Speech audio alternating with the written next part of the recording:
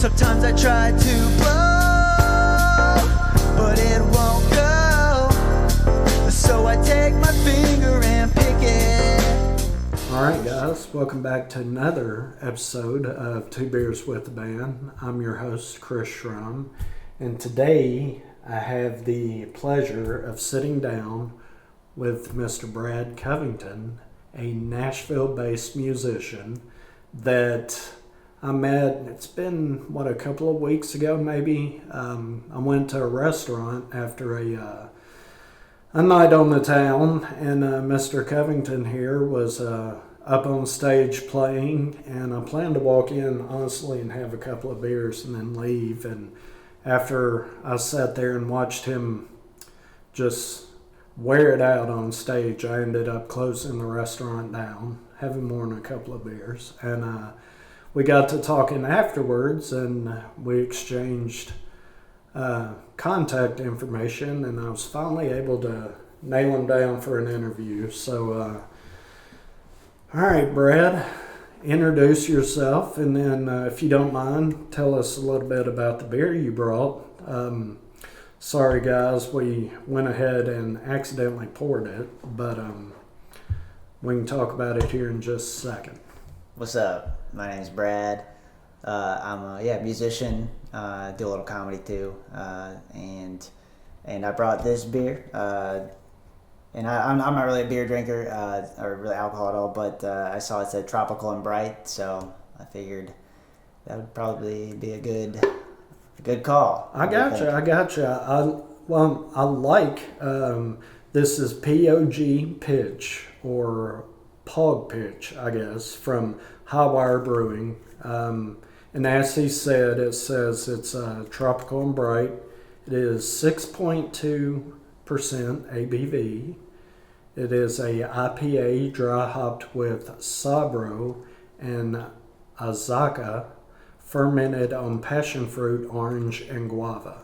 So I accidentally poured this beer because we were talking in pre-show, and for some reason I just opened it up and poured it. But as you can see, this is the can. It is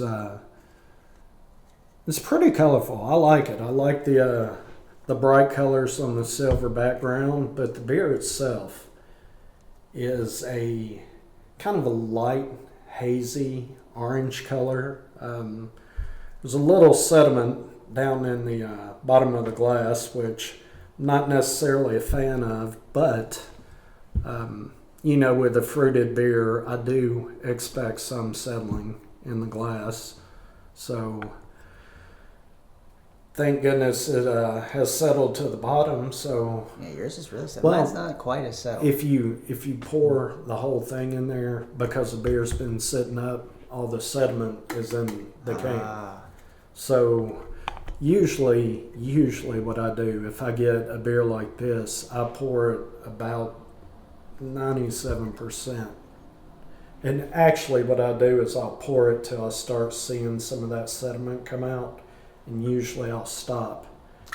You can kind of shake it and feel it in the bottom of the can. I'm not a big fan of that in the beer, but it's I'm not going to say it's a necessary evil, but it kind of is to get the fruit that they're wanting in the beer, and to get enough of the flavors in the beer. So that's where the flavors concentrate. Yeah. It is definitely, when you get to that last sip, that it just, everything that beer has to offer is just boom right there. Yeah, but I myself, I'm a texture guy, and the texture of the last swallow of the beer, it just, I don't like it, and I don't want that to ruin the beer for me. Does that make sense? Yeah, totally. I wanna walk away from a beer and say, you know what, I either enjoyed that, or you know what, it's not my thing. But I don't want to walk away and just say, wow, that beer just kind of, you know. Yeah.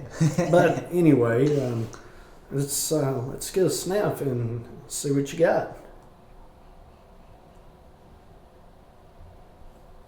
What are you getting? Fruity, tropical for sure. I like it. Yeah, I'm Yeah. getting plenty of that. The can is talking about passion fruit, orange, and guava. I'm getting a lot of all three of those, the passion fruit, the orange, and the guava, but I'm getting a lot of orange out of this beer, which I am a fan of if it's done right. So let's go ahead and jump in and see what it tastes like. Cheers. Yeah.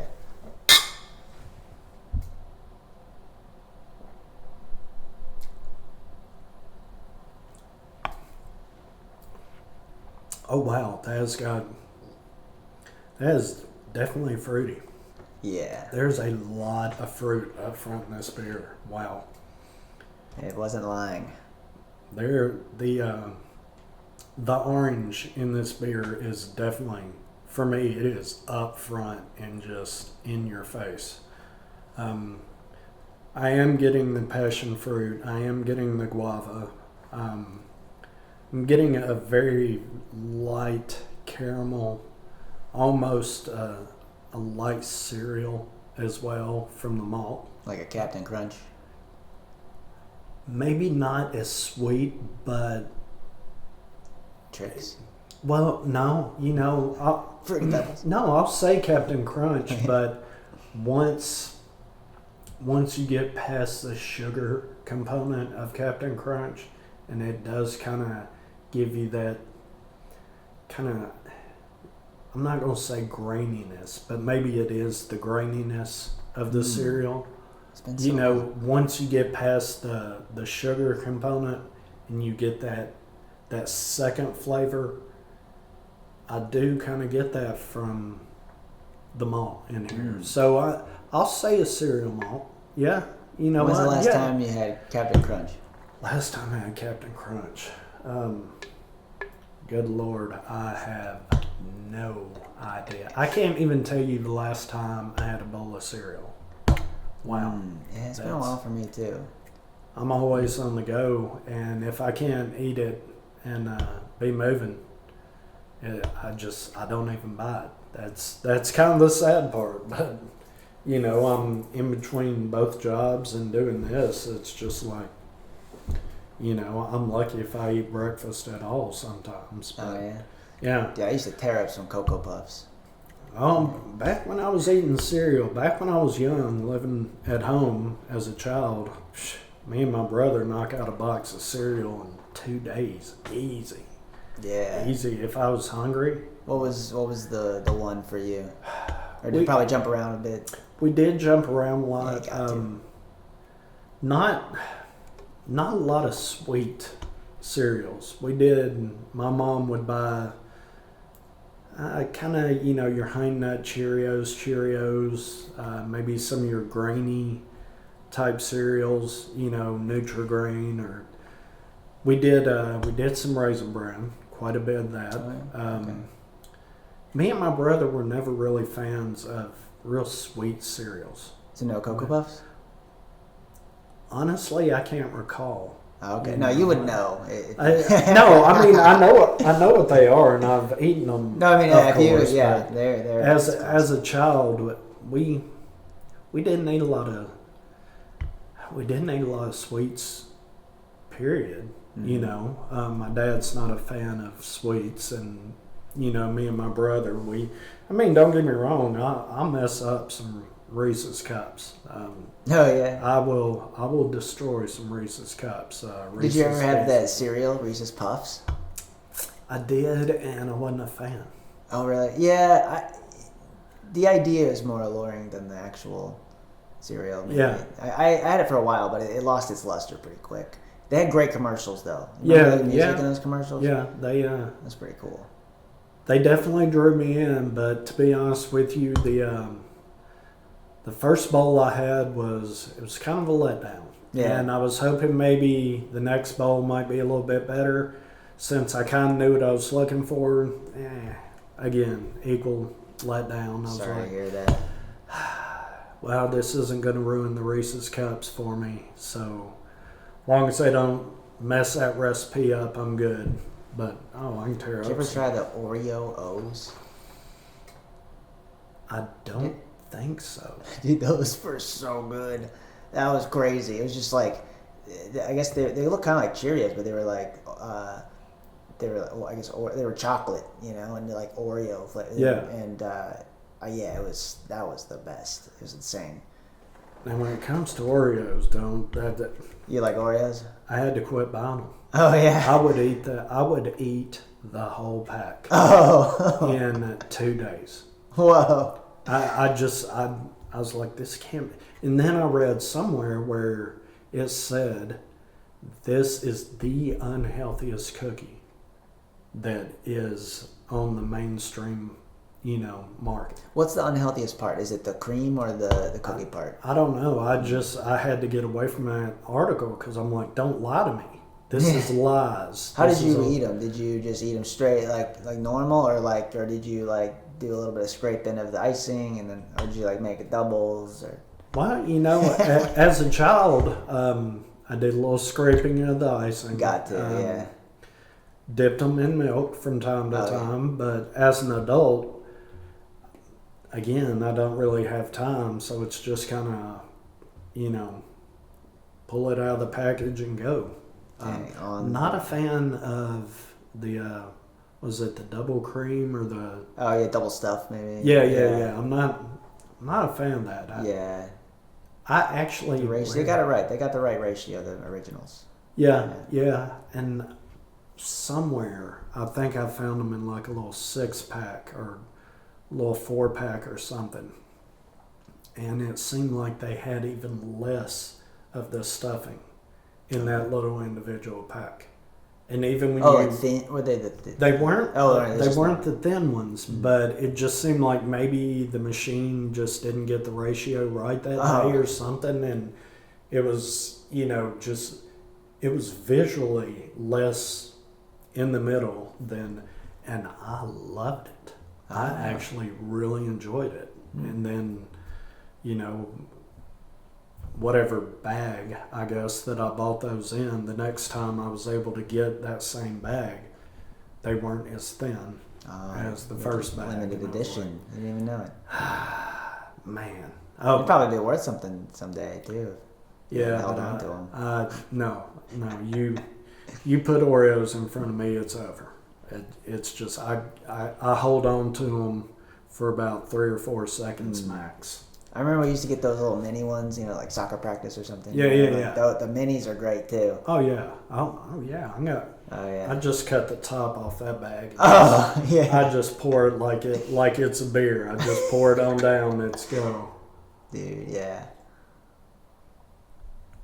So, what do you got going these days? What are you into? What's your favorite thing to do right now?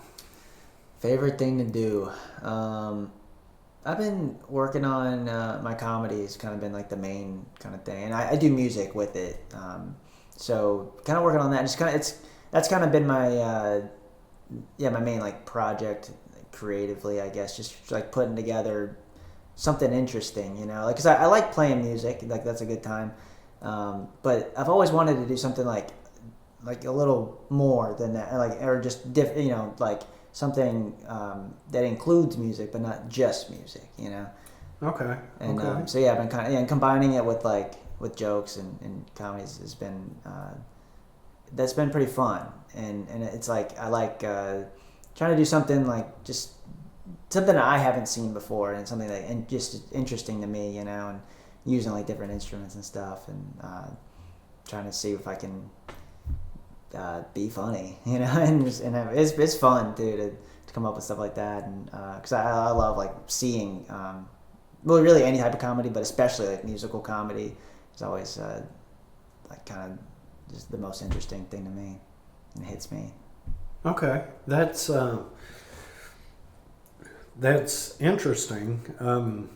I heard you say you want to do something that hasn't been done before, or not something What, I mean, there are comedians out there that, you know, incorporate various instruments into their comedy.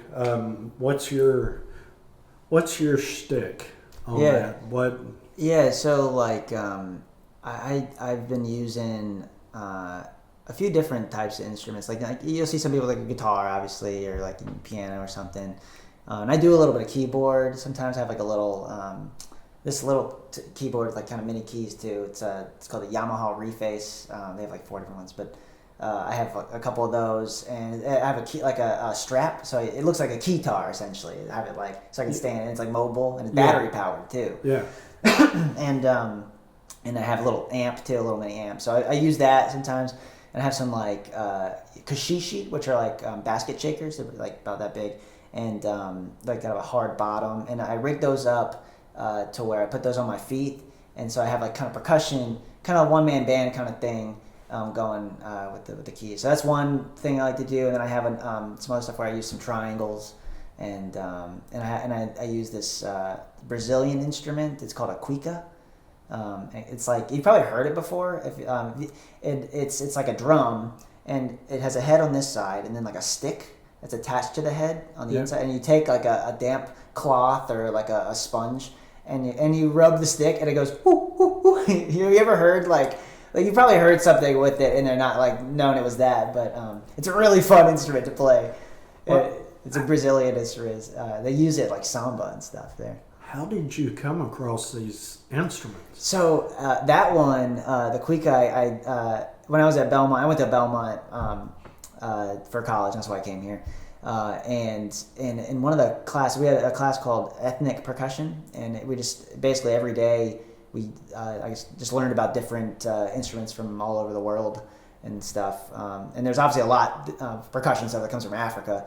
So we learned a lot about like hand drums and stuff like that. And then there was one day where I guess it was Brazilian percussion, and we learned about the cuica, and they had a few, and we got to play them, and it was like that was the most fun I've like ever had. I think in all of college. It was just so fun to play that thing, dude. It's like I should have brought it. It's really fun, but it's just so silly and like fun and yeah, it's a great, but they use it in like for real, like in music in Brazil, you know, and like some, and I've heard it in like some reggae too, and I'm sure that and other stuff that they probably, but it's a real niche kind of thing, but I was very into it, as soon as I played, I thought I had the thought like maybe I could use, like it's funny just inherently, like I want to use this in like some other way, and I figured putting it with comedy would be kind of a fun thing, so that's I started doing that,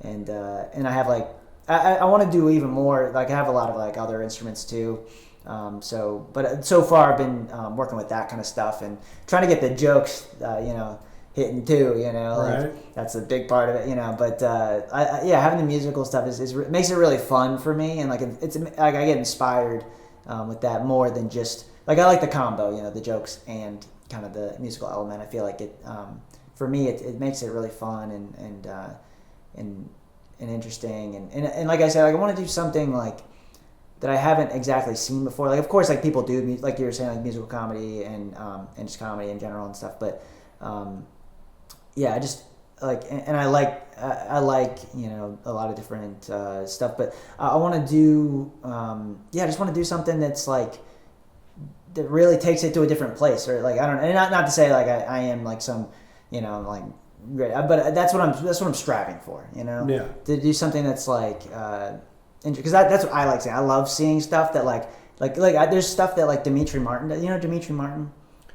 Don't think he's a comedian, and he does like he has some like stuff that I've never seen other comics do. Like he does like drawings, and like he has like a large like pad. And he'll do some drawings, I think, like live too. But he has like he'll like flip through them, and it's some of it's like graphs, or like some of it's like drawing, and like it's so interesting because like that it's such a different approach, than just like jokes, which he has great jokes of course too. But like the way that you can like present them in like these different like ways that are kind of unique is that is like so inspiring to me. that's what I gravitate toward. It's like something that takes something that's already cool, and takes it to like a different place than it's been before, I guess. But yeah, that's what I'm into, man. Okay. Do you feel drawn more to comedy or more towards music, or maybe? I want to be kind of in between. Like, I don't want to just be like, because I like playing music, but I don't just want to be a musician, and I don't want to, and I'm definitely not just a comic either. And yeah, something in between is more like what I'm going for. I guess like some people, I've heard of like alt comedy is kind of like some people would call Dimitri Martin that, I suppose. I guess, I mean, you can get into labels and stuff, but I just like to see, I don't want to be like just one or the other, especially not just musician either. I just want to do something more with it, because that's what I like seeing when I think of musicians that I like. They're always doing something a little more than just the music. Like one of my favorite people, Jack Stratton. He's a band leader of a band called Wolfpack. He's just so like interesting and fun in his approach, and like their live shows are always so like fun, and he like kind of leads in this funny way, and he has this cool persona. It's like not just the music, and like his drum solos are my favorite drum solos I've ever seen. It's I like seeing the drum solos where people are like, they've got a lot of finesse and like cool stuff they're playing. Of course, that's like really cool. But dude, this guy goes, he's like he plays like good stuff, but it's not like anything technically impressive. But the way he does it, it's so funny, like he like really leans into like just who he is and stuff. And like that hits so hard for me, because I'm like, dang, that's kind of one thing that when I was in school for music, I was just playing drums. I wanted to be as good as I could at drums, it's like drums.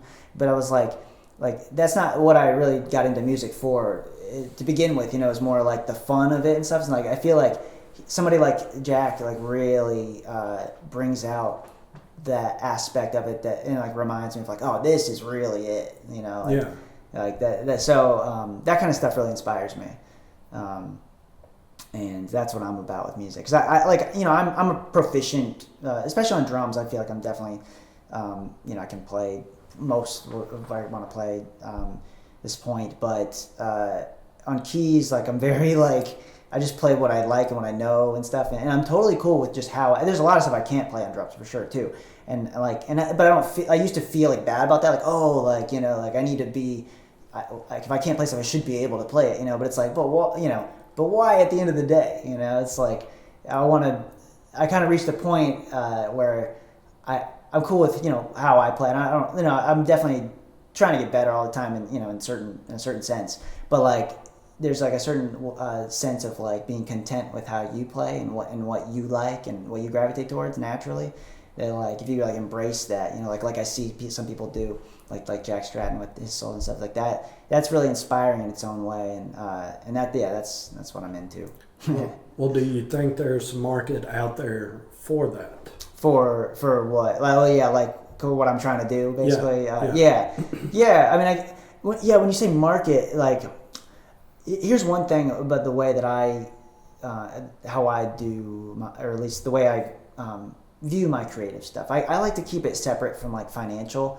So like, I don't, and like popularity stuff. Like I don't know. I want to do it, and have it be what it is regardless. Like I don't want to put financial dependence on it. In a certain sense, because I don't want to like just. I don't know. I want it to be very pure in like what I like to do, and also want to be stable financially too. Like I don't know if like my ideas are like something that like people will gravitate towards enough that it'll like pay my bill. So that's never been. I always kept it separate from. I just want to like be good, keep that over here. So when I think of it as far as like a market, like money and popularity aside, as far as interest, I guess, like I think there's is that kind of more I was leaning more towards interest. Okay, cool. But like you say, I guess you said you want to keep it separate from your money. In a certain sense. It kind of dawned on me, well, if you didn't keep it separate from your money, it would be more of a job at that point. Yeah. And it would lose its flair, and your creativity might be suppressed due to, okay, I did this last time and that got a bunch of views, or that seemed to hit a little bit more. Well, I tweaked it a little bit this time and I enjoyed it, but it doesn't seem anyone else is. And then you kind of find yourself you're taking the creativeness away from it. So if you do keep it separate, like you were saying, that just leaves it wide open. Man, you just run with it. It's definitely not all, but like there's definitely some, I think some advantages to making it your like job more or less, like, and having some financial independence in it. In some sense, it'll like, you know, kind of give you a kick in the butt to like do stuff and like, and maybe it can kind of, I guess, kind of get you like inspired and like, you know, keep you moving because you kind of have to, right? Yeah. So then, in a sense, that it can be really helpful, I think. But at the same time, there's also the cons of it. For me, though, and I'm not like, I guess the way I don't want, I'm not sure if like I like to really try to do. I'm just like open to doing like just whatever like ideas, you know, that I want to pursue, even if it's like great, like. I want to do my thing regardless of like what other people, you know, like might like or whatever, you know. That's not I'm trying to go for like do stuff that I'm just like really genuinely interested in, and that's where like, yeah, if you're gonna do stuff, if you're gonna make it your job or whatever, it has to be appealing to most people, The masses. Yeah, that's like you have to, and I almost like not having to do that, you know, like because. Like I have some stuff up on Bandcamp or whatever, and like that's not like I don't like I just did that for fun. I'd do that, you know, anyway, just making stuff, and like I don't really care like if people like I just want it to be available. Like if people want us to do it, sure, but it's not really. I do it. I like to do the stuff I do, kind of irrespective of like who's paying attention to it necessarily, like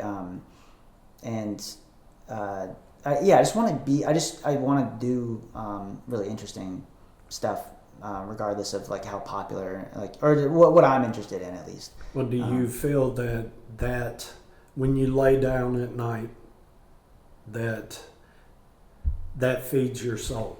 You know, and you can say to yourself, "I'm satisfied with what I did because I enjoyed it," and you know, if no one else enjoys it, it really doesn't matter, you know, because I feel fulfilled, you know, doing what I did. Yeah, like in a sense, that's kind of, that's, I guess, the idea, you know, that. Well, I think no matter what, there's people out there that are going to be fans of that. You know, they'll see the newness, the creativity within, you know, and they'll see the passion that you have for what you're doing, and it may drive them a little bit deeper into, you know, enjoying what they're seeing, what they're hearing, whatever the case may be. You know, like the night I met you, you were wearing it out up there, and it almost seemed like you were kind of like, this is a job, this is work, and I'm up here because they're paying me to be. I mean, don't get me wrong, you still presented that, you know, look at me, I'm having fun, I'm out here doing my thing, and I'm good at it, you know, and that's what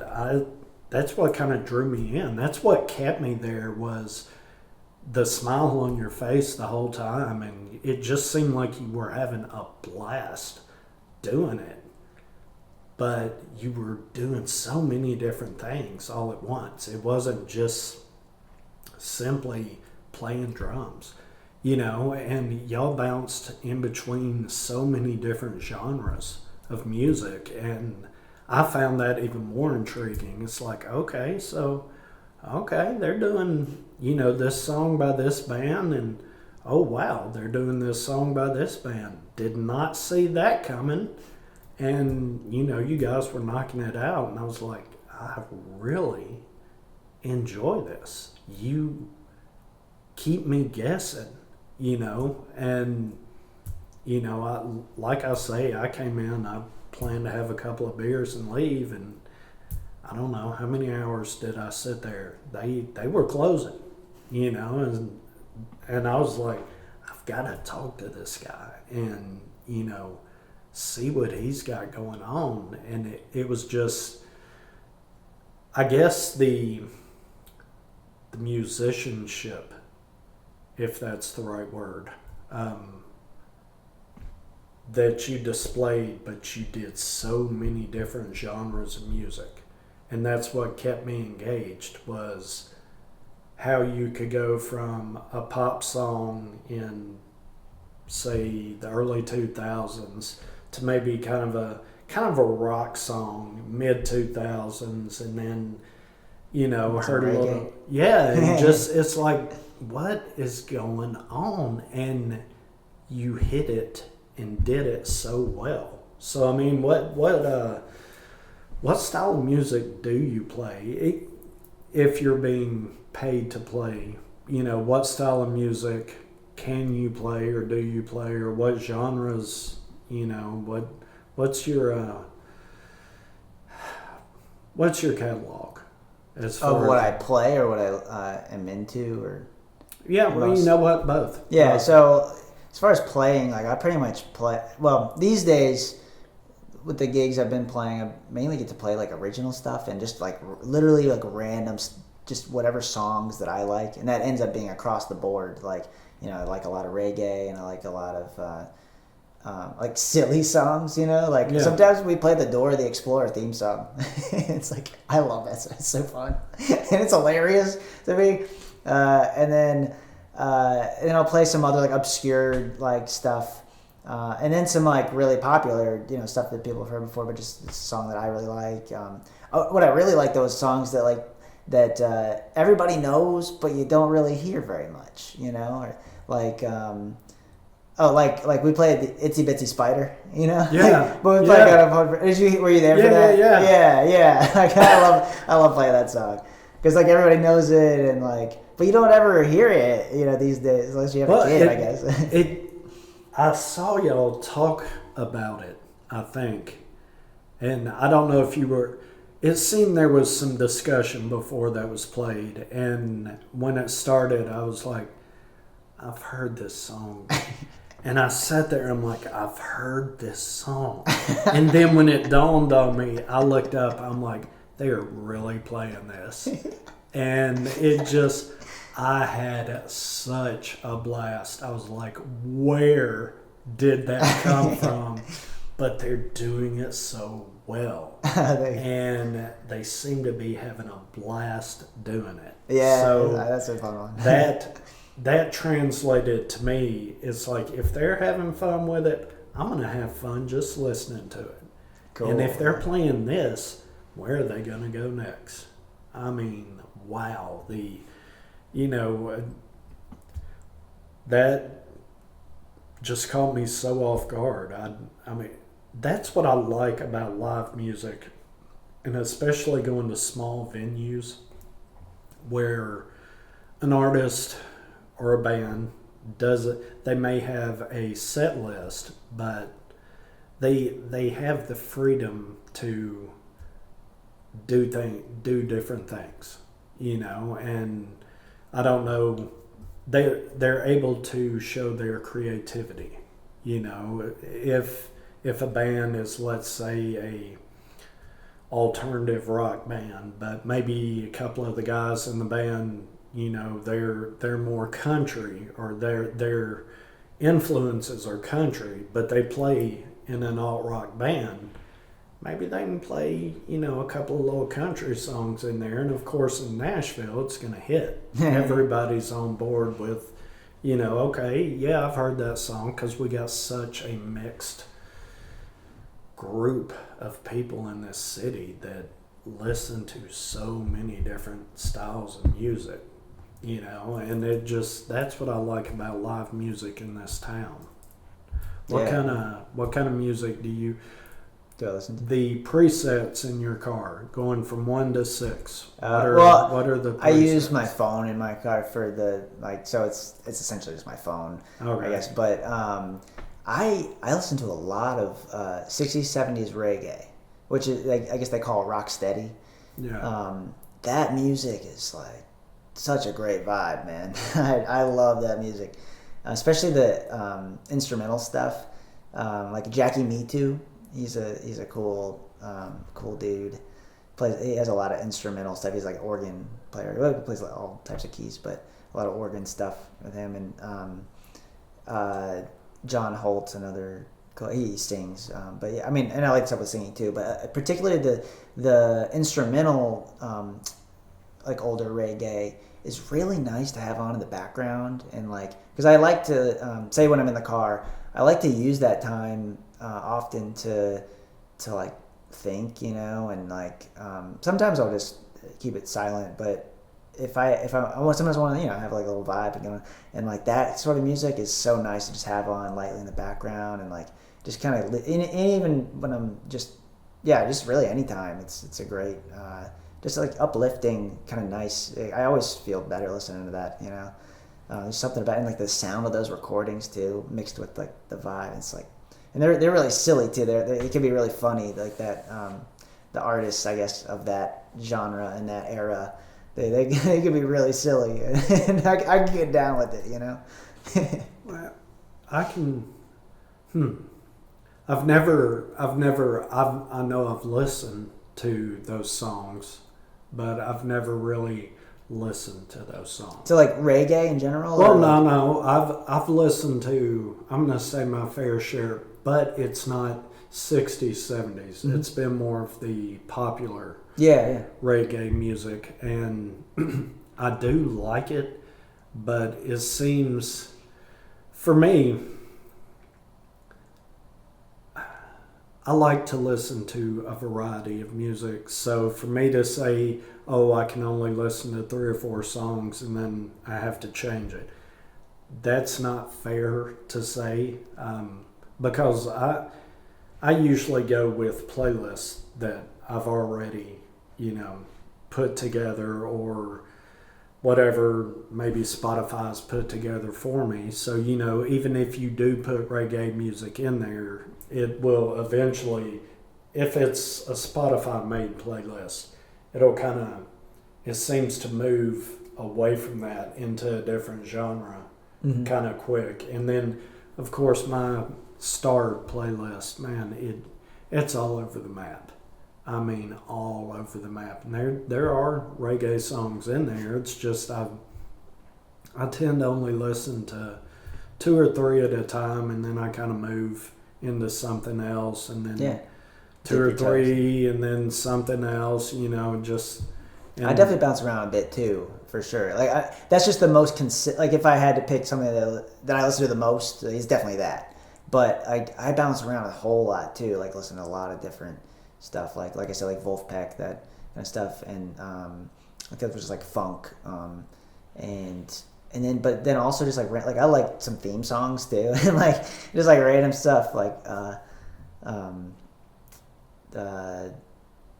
other stuff? I mean, some 90, I was listening to some Prince earlier today, and then some 90s stuff, and I mean, you can't go wrong with anything Prince has. Yeah, totally. I was listening to Party Up. Do you know that one?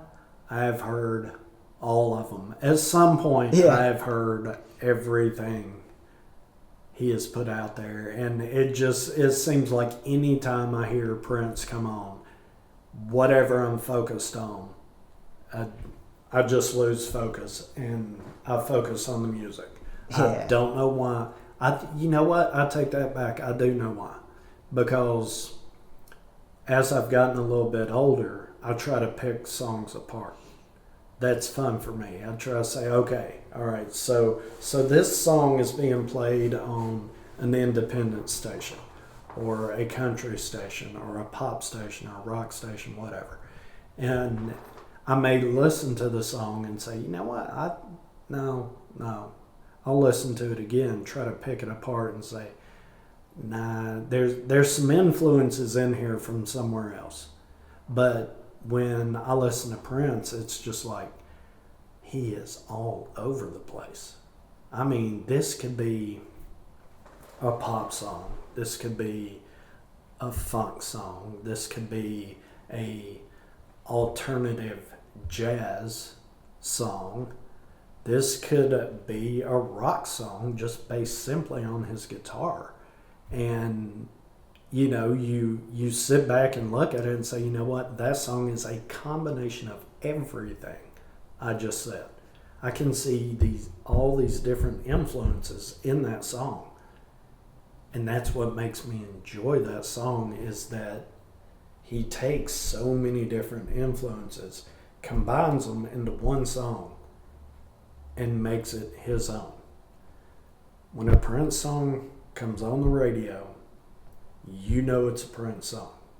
I mean, for younger people who may not know Prince the way we do, they may not be able to see it or pick it out as quick, but eventually they'll be like, I think that's a Prince song. Yes, it is. And it just, because what he did was so unique and different. It just, I really, really, now I can sit there and listen to quite a few of his songs in a row because I'm getting bits and pieces from everything. Yeah, it definitely has a variety. Yeah, there's something, I like that too, like variety and stuff. And then, but on the other end of that, I kind of like, with reggae, it's kind of nice, like you kind of know what you're getting, like for sure, almost like, yeah. And like there's almost something that's like kind of nice about that in a certain sense, if that's what you're going for, because for me, if I'm trying to like really just set a vibe, and like, and the music is more just background, I'm like more just consciously like thinking and like trying to, be creative or whatever. Like it's kind of nice to have something that's just more or less the same like the whole time and very like static in that sense, not as much variety, so that it kind of keeps, I guess, me in like in a flow, because like if it's kind of always changing, I guess. So like I that's how I kind of use that music in a sense. It's kind of almost, it serves like a purpose in a way, beyond just like listening to it for fun. And I think maybe with me, that I'm not going to say it's a downfall to the music, but I think maybe that's what I can only listen to so many songs, because it does, at least for me, it feels like, okay, you've put me in this mood, but I'm just staying with it. It's not going up, it's not going down. It's that's, and it's just kind of like, okay, I need something to either cheer me up or, break my heart or something. Oh yeah, for sure. I'm just, even if it seems like this song might do it, no, you're pulling me back into that chill vibe. Yeah. It's like, oh no, I need a little different energy. No, I feel you. Yeah, it's not always the vibe. For sure. Yeah. Yeah. But when I do want that same vibe, I can always go to that stuff, and it's I'll get there. Oh yeah. But I definitely listen to all stuff that makes me feel things, too, for sure. And so that's kind of a nice thing. And there's so many different ways to kind of use. Well, if you had to pick a genre of music to play, what genre of music is your favorite as far as? But just had to pick one, and I could only play that. Okay, yeah. On a desert island. Yeah, reggae. Yeah, that's okay. So is that for keys and drums? Or any of the instruments? What instruments do you play? I play drums, keys, guitar a little bit, and like some percussion instruments, I guess you could count. I play these shakers. They're called a solito. It's like you might have seen them before. It's like two I guess like ball shakers connected by like a rope, and you have a pair of them, and they kind of like swing back and forth, and you like shake them or whatever. Have you ever seen that? Probably. Maybe it's like it's from Africa. A lot of people in Japan use it now. But anyway, I got really into that in like 2020. I had a lot of time on my hands. Right. So and like that in and of itself is like it's like its own instrument in a way. Like percussion's like obviously a big umbrella, but like yeah, there's kind of some niche things like within it that I guess I have learned and kind of I've dove into. So like I guess I kind of count those because I spent a lot of time playing those. Yeah. But yeah, other than that, yeah, just percussion stuff in general, and no horns or anything like that. Like it's really more just like rhythm instruments. I do some whistles sometimes. I like doing that for fun. But yeah, no like harmonica. Like I don't like play harmonica, but I'll use it from time to time now, every now and then. But I don't like. I tried to like get into playing it like for real, like being able to like really do some stuff, but it's a lot hard. Like any like thing with like breathing and like just using your breath and having to blow on something. I don't really gravitate towards those instruments really. I tried like playing a saxophone like one time in like middle school for fun, and like it buzzed my lips so much. It was so weird, and I was like, I don't want to do this. You know, I just want to hit stuff and like strum and like do that, you know. Out of all the instruments you play, which one's your absolute favorite? Oh, keys, probably. Yeah, definitely keys. That's because, like I said, like that's kind of been my the most free. Well, how I guess the instrument I feel the most free on is keys, because I've always approached it.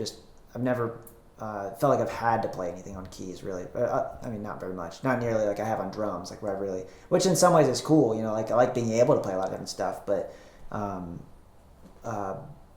drums is kind of limited. Obviously, there's no harmonic aspect, so it's just rhythm, and you can kind of get some different pitches, tones, and stuff. But obviously, it's fundamentally different than like an instrument that has like you can play chords and melodies on. Yeah. So yeah, piano, and I love the way it's laid out too. I like because I like guitar too. Guitar's cool, but there's like a level of independence that you can have with like the bass, like the low note. I like playing bass with keys, like kind of covering the low, like because that's what I do a lot when I play like that restaurant and stuff. I'm covering like the bass and the keys at the same time, and that's just kind of like I only play that way pretty much. Like I never like play chords in my left hand and like a melody over here, like a lot of like real pianists do, like especially a lot of jazz guys. Because I just kind of learned how to play it, and I that's how I pretty much that's the context I usually find myself playing in like all the time anyway. So that's kind of how I play, and I like the independence of the keys. Because with guitar, if you want to play like stuff that's like have the bass notes kind of be independent of the other stuff, it's a lot more difficult. I mean, you can do it, and people do it, and it's really cool, but it's not as intuitive and like easy technically, I guess, as like keys. It's like you just got a literal hand dedicated to it, you know. Yeah. And yeah, it's so fun playing keys, man. I love like a whirly sound, Wurlitzer sound, and like those. I never really like heard a Whirly or a Rhodes much before I'd listened to like Wolfpack, and something about that sound just really got me. I was like, dang, like, and then I started playing some people's Nords and stuff, like some keyboards, like people in like that I was hanging out with, like jamming with and stuff, and started really like digging in on the keys more. And yeah, so keys has always been my favorite, I'd say. But I obviously love still playing drums and percussion stuff, and I don't play guitar very often these days, but I like playing it too. But I'm not as like not nearly as like capable on guitar as I am like to get what I want to play out as freely. Yeah. But yeah, I have this like little travel size guitar.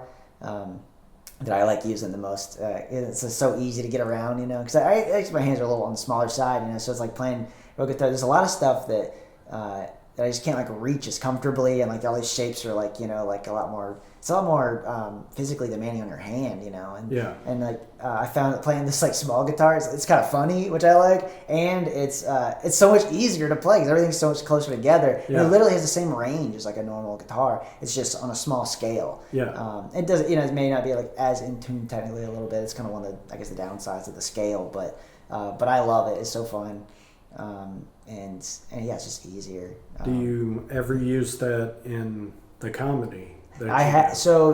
I have a little bit. I used it in like a set that I was trying something with like a theme, but the jokes in it weren't really that very good, so I kind of scrapped that one. But I want to use the guitar and use that, especially that tiny guitar that I have, definitely in the future, with it. I haven't. That hasn't been on the queue. I have some other things I've been trying to work on recently. But definitely at some point I want to use it. It's fun. I just got to get just put something together with it. So what would you like to make money with?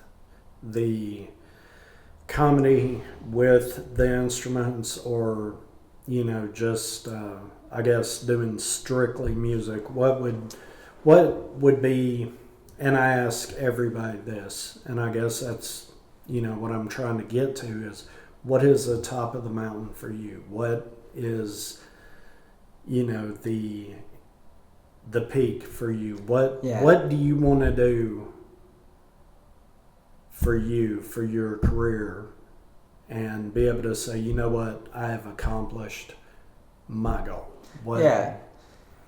So I've always thought about it like really practically. And like very trying to be like very realistic about it for myself. So like I said earlier, like I've always kept it kind of separate. Like my creativity, I try to keep separate from finance. And not to say that I wouldn't, like, obviously. So what I mean by that is, like, I play gigs, obviously, like you saw me play. Yeah. That is I kind of categorize that more as like work. Like it ends up being pretty fun, like really fun, obviously. Yeah. But that's not. I mean, in a certain sense, I'm playing original stuff and stuff. But that's not like me, unleashed, like doing exactly what I want to be doing 100%. Like I'm doing. I obviously am doing like pretty much what I want to be doing. But it's not like my creative pursuit. It's something I enjoy doing, and it's a fun thing, and I make money doing it. So like that kind of thing, I don't count as like my creative endeavor necessarily. It's more just like I ends up being creative, but it's more on the job side. Like I make money from it. And it's fun, also. But so as far as I want to be, I just want to be like essentially financially stable, which I have achieved, and just ride that. I keep things like very locked down, and then just whatever time is left over, become as good as I can at whatever I want. And I've kind of come to like comedy and music as being more or less what I feel is the highest value for my time with my creativity, and I enjoy it the most. Like, so for right now, but not to say that it can't change. That's why I want to leave it open in a sense, because I don't know exactly like what I want to do. Like, it's not super clear to me. Like, I know just vaguely kind of like the realm that I'm like kind of trying to deal in, but like as far as that it comes down to like what I really want to do, I'm still kind of figuring it out, like the nitty gritty, like actually I just have like a pretty like a path, but it's kind of wide, Yeah. So that's why I feel more comfortable keeping like finances, financial pressure out of it completely. Because like I have some ideas that are I guess pretty good or sometimes okay, but like I definitely not many of them. Like I have a lot of ideas that I just think I do, and it's like it's not maybe that great, So and I want to be able to do stuff that isn't necessarily great, So I want to try stuff all the time and just do whatever I feel like doing. But I want to come up with as good stuff as I can. But I don't know what my mind's gonna do. So it never made sense for me to like put my finances like have them be dependent on that at all, you know. So it's like I've always just wanted to keep it like that. And so like moving further down the road, I guess what it looks like for me as far as like success maybe in my future as it stands now is just being able to do essentially my comedy music thing and do it as well as I can and have as much like fun material and stuff that I can and be able to do it regularly. And I like being in town a lot, but like it'd be cool to maybe do stuff on the road or something at some point. Maybe I don't know. I'm open like if I ever got, but I don't really care about all that. All that stuff is almost kind of like figured out as it comes if it ever does. But I just love doing it. Really, I just like making people laugh and and like coming up with my fun, silly ideas. And I just want to do that as much as I can to become as great as I can at it. And however that ends up is cool. With me, like as long as because I have fun doing it. And I want to push myself obviously to do the best I can in it. But at the end of the day, it's like just having a good time. Right. That's kind of where I'm at with it. I gotcha. Yeah. All right. Well, if you don't mind, I am definitely due for another beer. So, if you don't mind jumping into this one, this is Caddyland. It is a small hazy IPA from Badger State Brewing. My neighbor actually brought this back with him when he went to Wisconsin. And everything I've had so far from Badger State Brewing has been pretty on point. This is a 4.4% ABV hazy IPA. Sweet. You ever seen a badger? Ever seen a badger? I think I have. They have badgers in Tennessee. I believe we do. Trying to think. Oh, right off the top of my head, what is it? Cannot believe I'm forgetting the name of this animal, but the one that. What does it look like? Is it furry? Otter. Uh-huh. Otter. For some reason, I can't believe. But badger, you know what? Wait. Are you saying you've seen a wild otter? Like, around here? You know what? No. Okay. Okay, I'm thinking of a zoo where I saw that. What? What do we have? Yeah, I know. It's been a long week, trust me. Badger. I am sure we do, but right off the top of my head, I can't say. Do they swim? I think they do. Dry? I think they do. I think they're a combination of the two. I'm not telling you. That would make sense. Like what? Like a combination of what? An otter and like a beaver or something? Well, one of those where they can be in the water and they're comfortable in the water, and they can be on dry land and they're comfortable on dry land as well. Not, they'll run from whatever is giving them, pursuing them to, either the water or the dry land to get away, and they're comfortable being in both positions. What eats a badger? I mean, like a big snake or something, like a crocodile. I would say honestly anything that is a meat eater and can probably get a hold of like it. A bear, maybe. Eat it. Oh, yeah, but bears aren't as aggressive as I think general society thinks they are. Yeah, it's the black ones, right? They're not. It's not one of those animals that if you see in the wild and it turns and looks at you, it's immediately going to chase you and try to run you down and eat you. They're more of a, long as you leave me and my cubs alone and I'm not starving to death, you do your thing, I'm going to do my thing. And long as you don't interfere with me and what I'm doing, you be over there, be cool over there. I'm going to leave you alone. I've seen a number of bears Oh, in yeah? the Smoky Mountains. Any brown bears? Seen some brown bears. Oh, you have? Bears, I mean, don't get me wrong. I'm not one that's like, ooh, a bear, and then I'm going to walk towards it. I'm like, there's a bear. Okay, it's kind of doing, it's going that way. Let me go this way. Slowly. Mm-hmm. And Did it ever see you? Yeah. Yeah, there was one condo we stayed in, or chalet, I guess you call them, up in the mountains years ago. And I went to take the trash out early in the morning. I was still about half asleep. And I walked down the steps to the trash can. Of course, what was digging through the trash? A bear. A small one, thank goodness. Wait, this was inside or outside? Outside. Outside, okay.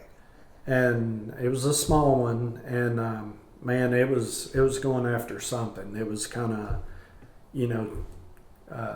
zoned in on that. And when it heard me, it kind of wheeled around real quick. And again, I was about half out of it, and I was like, whoa, there's a bear. And there's nothing but maybe 6-7 steps between me and that bear. So I'm going to go ahead and lay this bag down, because the bear turned around and was looking at me, just kind of, I mean, not aggressively, just kind of like, checking me out. And I was like, I'm going to lay this bag down. I'm going to back up these steps. I'm going to walk back in this house, and I'm going to tell everybody in here, let's stay inside for a little while, because there's a bear outside going through the trash. Yeah. And we listened, and apparently either didn't find what he wanted, or maybe he did find what he wanted, and he ended up leaving. Of course, he left a mess, but, it is what it is. Just clean it up, put it in the trash, and you put straps over the trash can to keep them from taking the tops off. Right. But, yeah, there's not a lot of animals that I'm afraid of out in nature. I mean, don't get me wrong, there's plenty I'll walk away from, but majority of animals, at least what I've run across, as long as you leave them alone, and as long as you're not stressing them, or especially if they have young, if they have little ones, you definitely need to stay away. And as long as they're not, if they don't feel threatened, a majority of the time, a lot of animals will leave you alone. If you've ever walked through the woods on, a footpath that somebody made, not necessarily like a greenway at some, national park, but walk through the woods, there's probably a number of times you've been within a couple of feet of a snake. A number of times.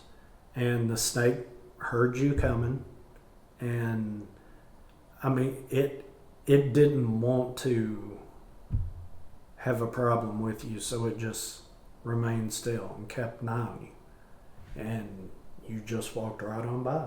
I mean, don't get me wrong, there are plenty of them out there that'll let you know, hey, you don't want to come down here.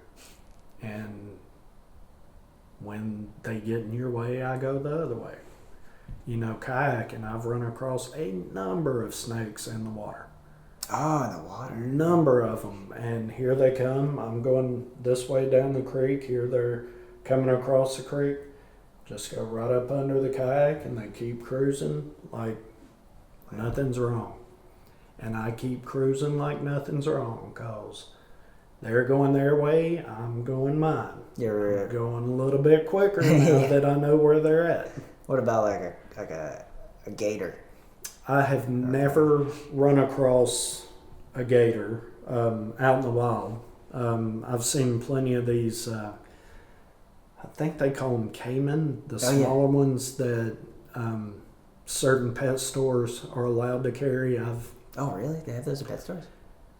They do, but I think you got to have some kind of crazy special license to be able to sell them. And then if you want to come in and buy one, you got to meet certain certifications, qualifications, things like that. Yeah, you gotta get your alligator license. Well, there's probably, I haven't looked into it because I've had an iguana. That's about the most exotic, other than dogs and cats. But as far as a kept exotic pet, that's about as crazy as I've gotten as an iguana. And trust me, that when I was in college, I had an iguana, and my roommate had a cat. And then I had another roommate that had a small dog. And one of them's girlfriend eventually moved in with us, and she brought her cat. So there were 2 cats, 1 dog, and 1 iguana. And it did not take long for the iguana to make himself the alpha of the whole bunch. He just let them know real quick. Oh, like he was like a free roaming iguana? Like I kept him in a cage, but I would I would take him out. I had a little leash for him. Oh, I cool. would take him out, and I would put him across the back of my neck, and I'd ride my bike around the neighborhood, and he'd just kind of hang out. He'd get some fresh air, some sun. Every now and then, I'd take him on a walk like a little dog. Of course, so cool. He doesn't, meander and walk the way a dog does. And you want to see like very like and they like really sporadic? No, mine, he was more just kind of cruising, kind of laid back. Oh, okay, just kind of slow. Just kind of checking everything out. And oh, okay, I'm thinking of like skinks, those like smaller lizards, I guess. Well, trust me, he could go if he had go fast? to. Oh, okay. He could go, but usually when I put him down, he's kind of like, not real sure about this, so I'm just going to kind of cruise along because, dogs and cats would be out there and their scent would be in the grass, and, he would pick that up and kind of be on alert. Mm-hmm. So, but I'd sit around, I'd sit around on the couch and he'd just kind of hang out on the back of the couch with me. And if one of the cats jumped up there and left him alone, he'd leave the cat alone. But if the cat decided he wanted to get up there and mess with him, and I told my buddy, I'm like, man, your cat's about to learn a hard lesson. What would he do? And my buddy's like, well, he's going to have to learn it. I said, well, okay, just don't get mad at me or the iguana. But it's fixing to go down because he's already turned sideways to the cat. And he's starting to lean. And he's looking like that. And it's fixing to be batters up. Here comes that tail. Oh, he tail slaps him. That's what Buddy, that cat never saw it coming. I think when he landed on the floor and got up, I saw the look of shock on this cat's face, like, what just happened? The cat just kind of walked on off like, I'm going to be over here because that hurt. So next time the iguana was out, the cat just kind of stayed away from him, learned its lesson. Only takes one tail slap. Yeah, on an iguana. yeah. I remember the first time I got slapped by an iguana. I've been hit by him a few times, and I had to. That's how I learned when he would, when he leans over away from you. You need to keep an eye on him because that tail's fixing to come around. It's gonna hurt. Even a small iguana up to mine. I think when I lost him in a apartment fire, I think head to tail, he was probably that long. Wow. At least. I mean, he was a big boy. What was his name? Malculo.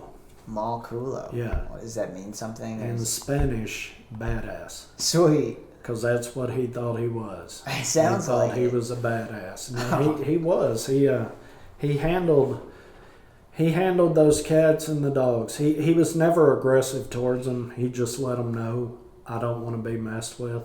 And as long as they left him alone, they could all just kind of hang out on the floor. Everybody's having fun, doing whatever. But if they ever came out and started,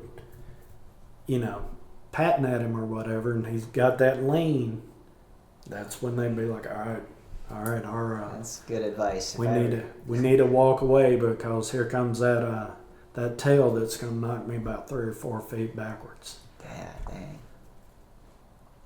All right, let's dive in and see what we get off this one. Less fruity than the last one. A little less tropical. It's less fruity, but I'm getting some interesting citrus notes. A little bit different style citrus than the last beer. Oh yeah. But I'm actually getting a little bit of a dank off this one too. Do you? Let me see. I think I concur with the dankness. It is pretty dank, I'd say. I'm getting. If you could take that dankness that you're getting off this beer and just amplify it numerous times, that's what a dank IPA is going to taste like. Okay. And there are a lot of people out there that really enjoy that style IPA. I am not one of them, but there are a lot of people that, just super dank. They're all for it. Nice. It's not my thing, but, to each his own, right? Yeah, it says droopy here, too. What does that mean? Is that a common? Where do you say that? At the bottom says juicy, citrusy, smooth, and then droopy. Droopy, I'm not sure about. Droopy. The juicy, citrus, and smooth. You know what? Let's dive in and let's get a little droopy. Yeah, let's dive in and get a little droopy. Cheers.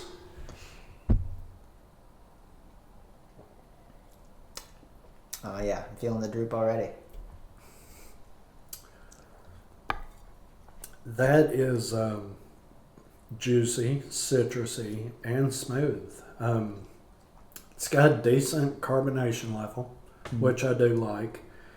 I'm gonna say it's a lighter side of medium bodied.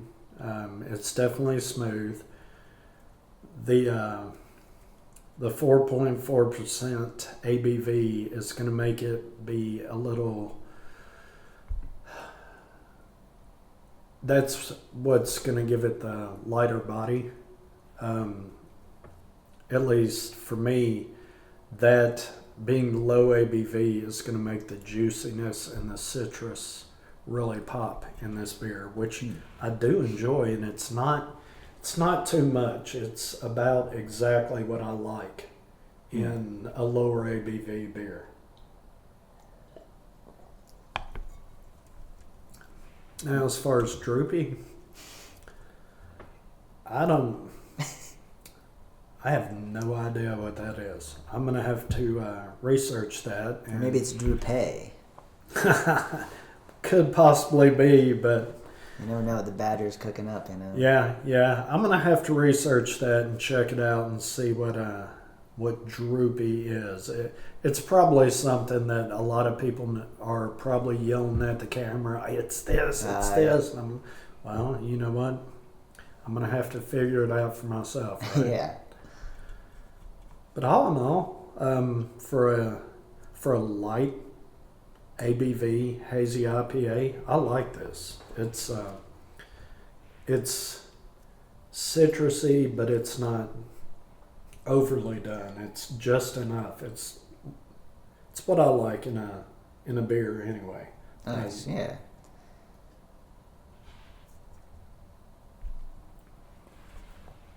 Badger State.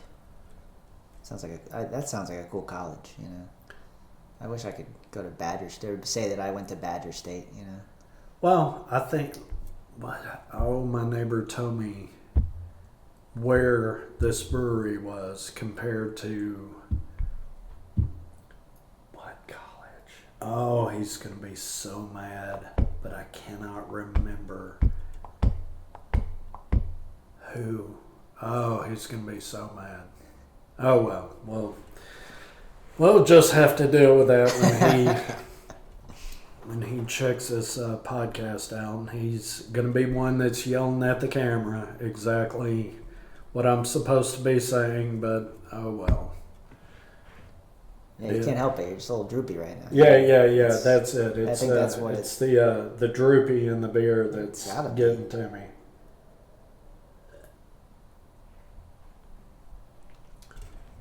So you said earlier that the music and the comedy you want to keep separate from your finances.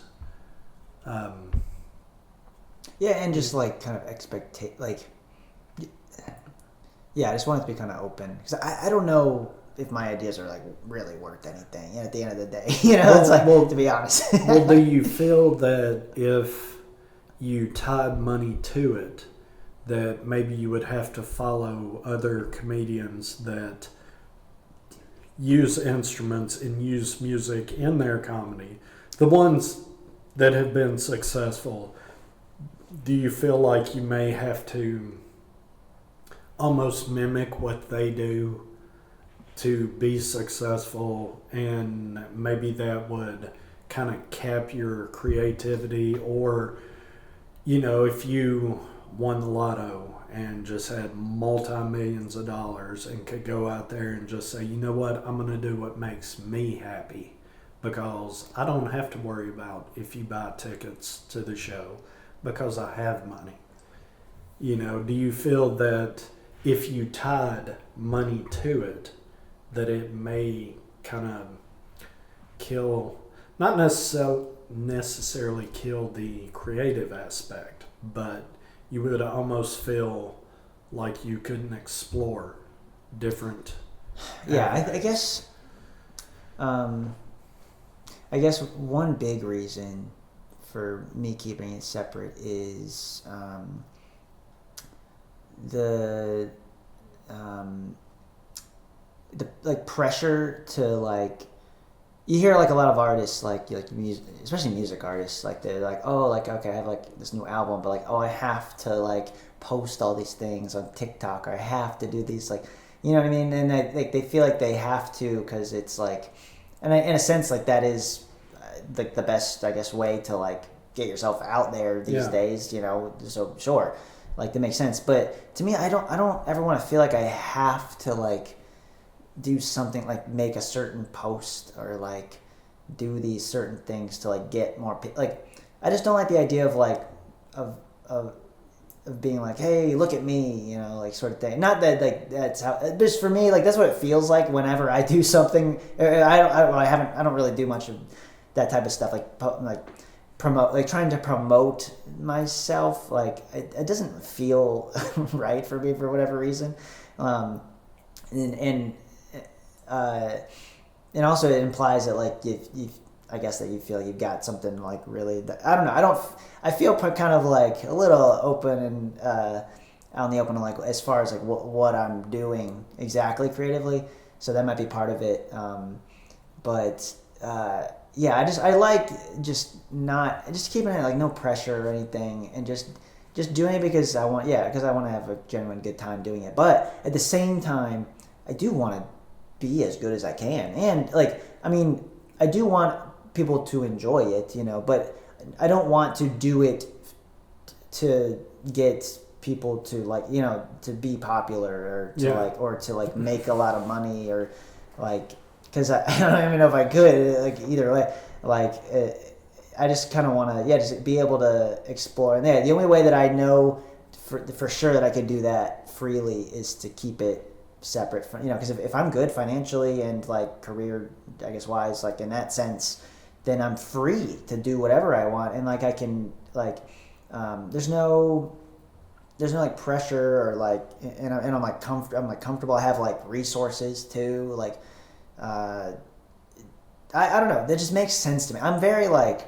I guess type A in a sense with like stuff like that, and I'm like very like I guess practical in my thinking, and in that sense, I guess, where like I just I've always felt weird, like if I were to like if I were to like quit my job and just like, all right, I do my music and comedy now and whatever, and like that's my job, like I would be so stressed, like trying to like, okay, I gotta do, and like maybe in some sense it would like maybe push me to like do some like stuff like, and I don't know, maybe I might do something, some good could come out of it, but like to me it's not worth the stress that it would cause as far as like, how am I gonna eat? How am I gonna live? You know, like that stuff. I need, for my brain, I just need like a solid foundation of like logistics covered before I can feel like comfortable, like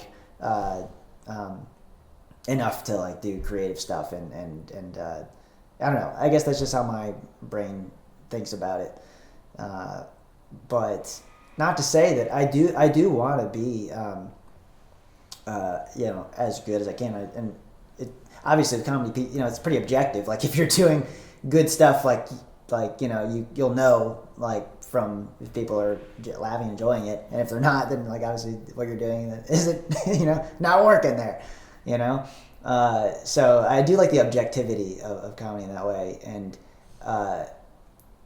so like I'm open to seeing whatever I come up with. I don't know for sure that I'll like I know I'm gonna do my best and like do like as much as I can, but I don't know, like, and not that I don't believe in myself, but like just practically speaking, like I don't know if like I don't necessarily want to be like or have to be like famous to feel like I'm successful in it or whatever. As long as I'm doing it, and I'm doing it well, and I get to do it often, and like that's it for me. I just want to really be able to, and like I guess some goals would be to like be, get like maybe higher level like shows, but not in the sense of like, oh, because I'll get more popular and I'll get more money and stuff, but more just like I get to do it more and do it for more people. And honestly, the more people you get to do, especially comedy for, I feel like the higher highs, with like when you get like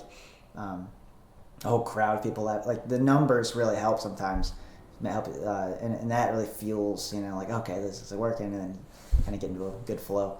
I don't know, does that make sense? It does, but that kind of brings me to another point. If you have a joke or you have something that you're working on, where you want to incorporate an instrument into maybe a joke, or maybe, what am I trying to say? You're working on something that you're maybe wanting a little feedback on. And it's going to be, I'm going to tell this joke, but I'm going to lead into the joke by playing this song. Or, it's not going to be just a quick pop and, how'd you like it? There's going to be some build up, and it's going to kind of be its own separate thing. Mm-hmm. You can take this and make it its own thing, but it's part of a process. Do you think maybe if you put that on social media and you kind of ask for, hey, can you guys, hit me back and say either you liked it or you didn't, and if you don't like it, what you not like about it? Yeah, here's the thing with comedy. You just have to try it. You have to do it in front of an audience, and like you just go to open mics, and that's like that's what I've been doing. I just do a lot of open mics, and because that's essentially because like you could in theory do that, and like you could get some feedback that way. But really, I mean, I think the best way to get any sort of feedback or like just get any gauge on any sort of material, you gotta just do it in front of people, and then do it a lot too, or enough times to know whether it's. Well, I'm not saying you go up there and you're like, okay, I got this killer thing, this I know is gonna work. Not necessarily put that out there on social media, because you've kind of let the cat out of the bag at that point, Mm-hmm. and.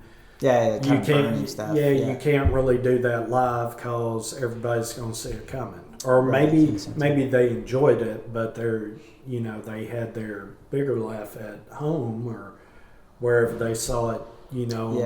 But just kind of like, hey, I'm thinking about doing this, and I'm kind of, not necessarily give them the main dish, just give them kind of a little sample. And you're talking about like on social media? Yeah. Just to kind of kind of put yourself out there as a comedian / musician, to kind of, for people like me, when I look you up online, all I see is Probably music stuff. yeah. Yeah. And I mean, don't get me wrong, it's cool, but if you have a passion that is different than what I'm seeing online, why don't you try to lean into it a little bit with social media?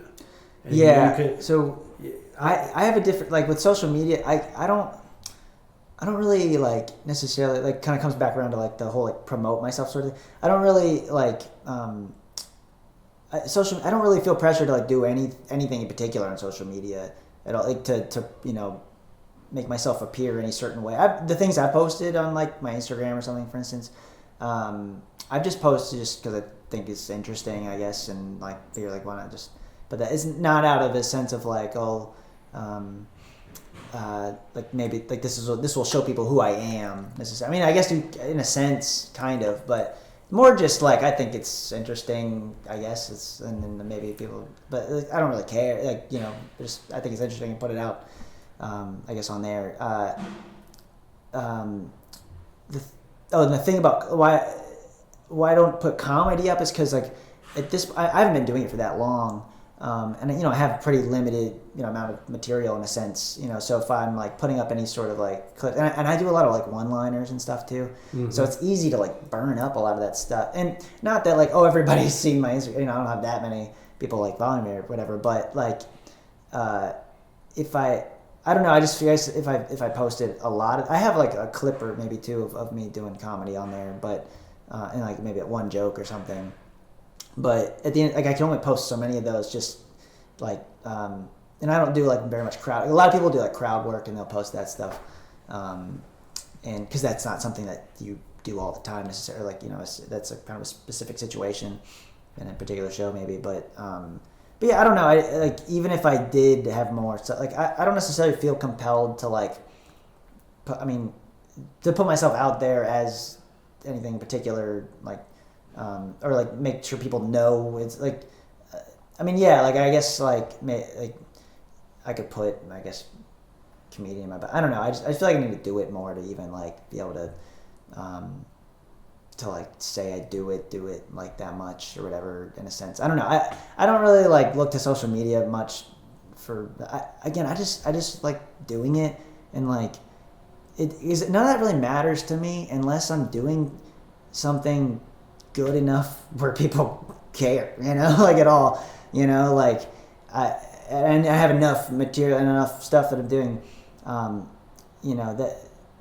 that's kind of my view on it, I guess. I don't really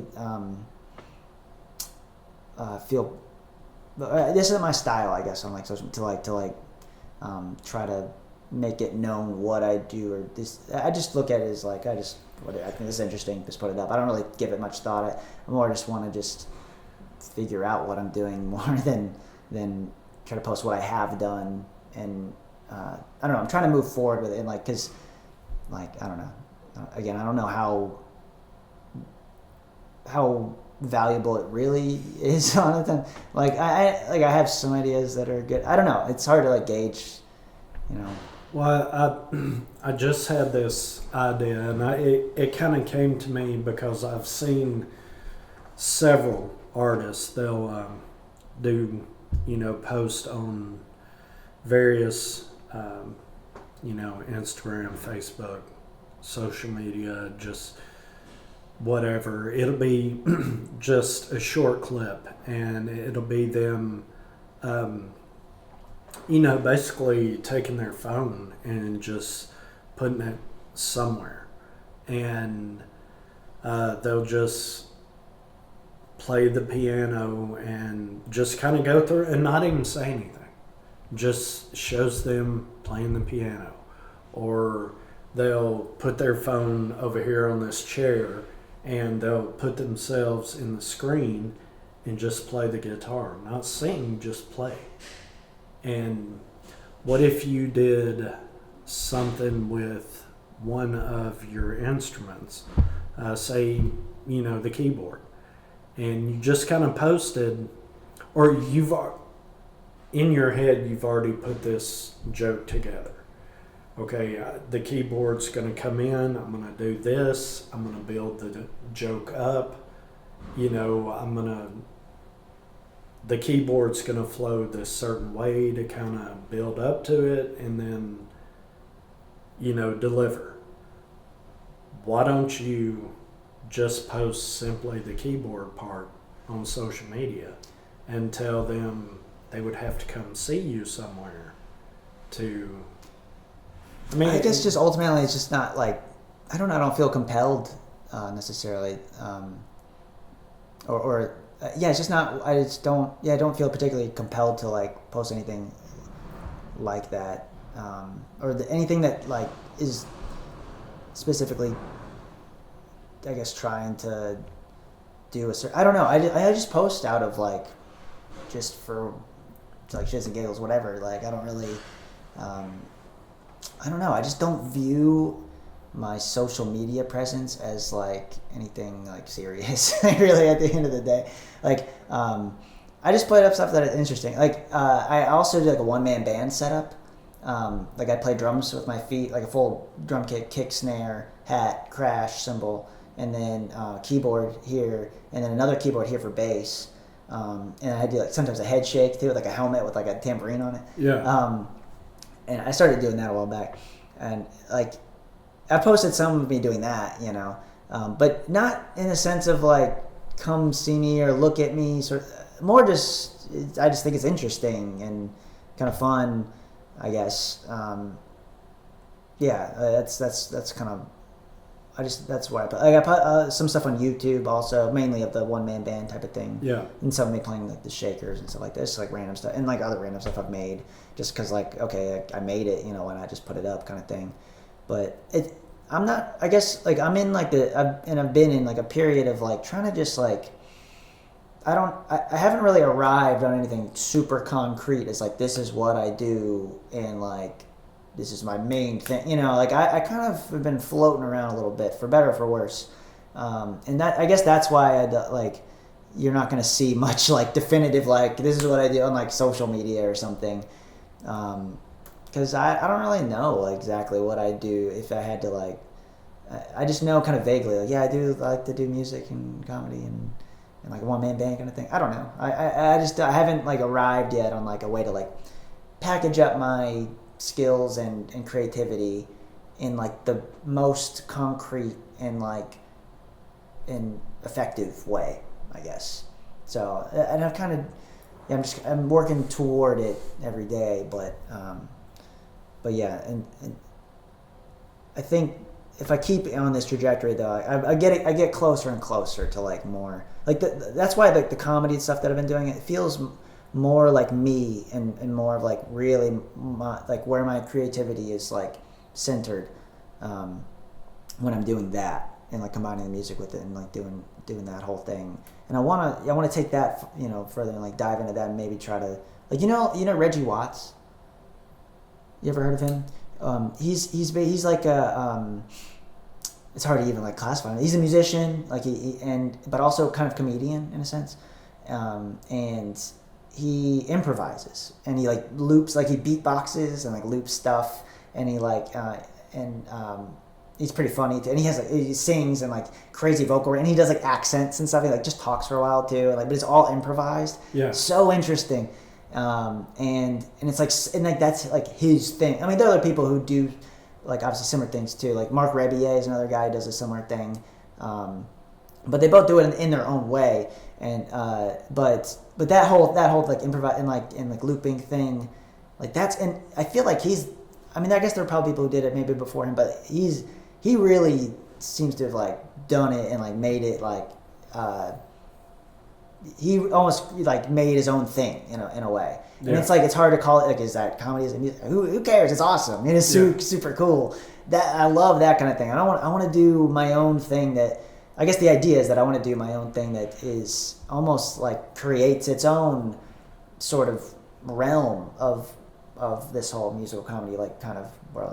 Kind of create my own little nest in some area that isn't inhabited necessarily already. I guess that I like the idea of that. Because like my one man band thing, that came before comedy, but I want to use comedy in that in some way, and I have a little bit in a sense, but that I feel like later on down the road that'll maybe converge in a way. But I haven't figured a lot of stuff out, like concrete things like that out. But also the other thing is I haven't had a ton of time that I've been able to dedicate toward my creative stuff until kind of this kind of period of my life now, because I like I said, like the financial part, like I really wanted to get a solid foundation. So I worked. I spent a lot of my time just trying to make as much money as I could for a long time, just so that I could build a solid foundation and get like really stable, and like comfortable, and so that I could just really like dig in on creative stuff and not be inhibited by like, oh, I gotta I'm be falling behind on bills or something, anything that can like life that that can really get you like or like get you off the path, so that's the other reason probably why I haven't really come to like a concrete like thing quite yet, because like now I've kind of like opened up my time in a big way that I haven't before, and I'm investing more time into what I'm doing, so that hopefully there'll be some more to come. Do you think that was the best approach So that's the thing. to make the money, to get comfortable, to have a nest egg? Do you think other people should maybe focus on doing the same thing? Go ahead and build the nest egg first, not put the creativeness aside. Just say, you know what, I'm going to focus on this first. I'm going to still keep these doors open. I'm going to still pursue this, but I'm not going to give it 50% of my time. And then 50% of my time towards bills. I'm going to give it I'm going to give it 20% of my time, but for the next 1, 2, 3 years, I'm going to give 80% to, building that foundation. Do you feel like that is a good route to go? I don't know. It's just a sacrifice that like you either you get the choice, essentially. And to me, it just made the most sense like to make those sacrifices earlier on, and because I wasn't again back then I was less concrete about like what I knew I wanted. I thought back then like, oh, I just want to play drums and just maybe just tour and just play drums. And after a while, I kind of realized like, yeah, I do like playing music, but I don't want to be on the road all the time. That's one thing I realized early on. I was like, I don't want to be a road guy. I like being at home and down and stuff. Yeah. I don't thrive traveling, living out of a suitcase. I don't feel productive. It can be fun at times, but not like as a main thing at all. So I learned that early on. Like, I'm not going to do that. So I was like, okay, well, I could play drums in town or be a studio guy or something. Like, okay. Yeah. And like, if I really wanted to do that, like, I would have dedicated myself to it, and I could have in some sense, but like, that's not like, that doesn't cover all the bases for me as far as like what I wanted to do creatively and all that. So I was like, well, let me just carve like a different path. So, and I also want to give myself time to like figure out what I want to do creatively too. So I just made the sacrifice, a time sacrifice, and I guess an energy too, in a sense, earlier on to just like build this foundation, like I was saying, early on, and then in sacrifice now for the future, having more time later. And that was kind of my plan, was like, like 90% work and like 10% creative. It was always there a little bit, but just, low amounts of time dedicated to it. And then like kind of slowly like, turn like, have the ratio, even out, and then like maybe even, go the other way eventually. And so that's what I feel like it's done. And in a way, it's like, it's pretty much gone how I've wanted it to in a lot of ways. And I I do feel good about the whole time and effort sacrifice, because I could have taken all that time and effort and put it into just my creative stuff, and who knows, maybe that could have been better. Maybe I would have found out a lot of things earlier on, but I don't know. I don't know for sure that would have been the case, and probably not, to be honest. But and also then I would have been like, kind of scraping by financial and like logistically, which I don't thrive, because I'm like I said, I'm real type A, and like I just want things to be like solid and good, and like I don't like getting behind. It's like I just don't thrive like that. So I just figured, that made the most sense for me. So I guess for someone who's like maybe similar minded, like wants to, I don't know, just values like logistics and practicality like a lot, I guess, like I do, then that's probably the route that I guess would suit somebody like that best, I think.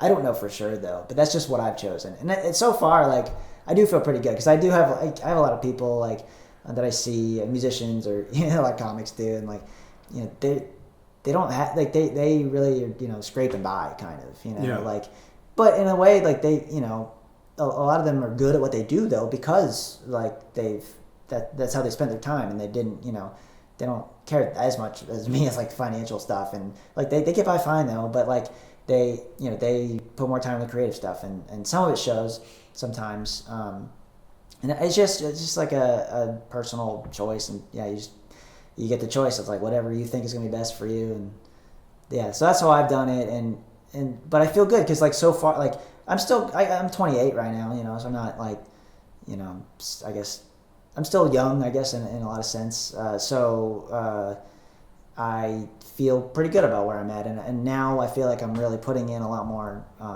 time and effort into my creative stuff that I think will pay off later on, and I'm okay kind of being patient, in a sense. I don't know if that makes sense. It does. Yeah. It does. I want to circle back to something you said about, you don't want to be one of those guys that's living out of a suitcase, one of those guys that's, on the road, that the road thing just wasn't, something you're looking forward to. Do you think being on the road, if you are, you're in a band that just released, their second album, and this tour that they're doing for the next 4, 5, 6 months is to support that second album.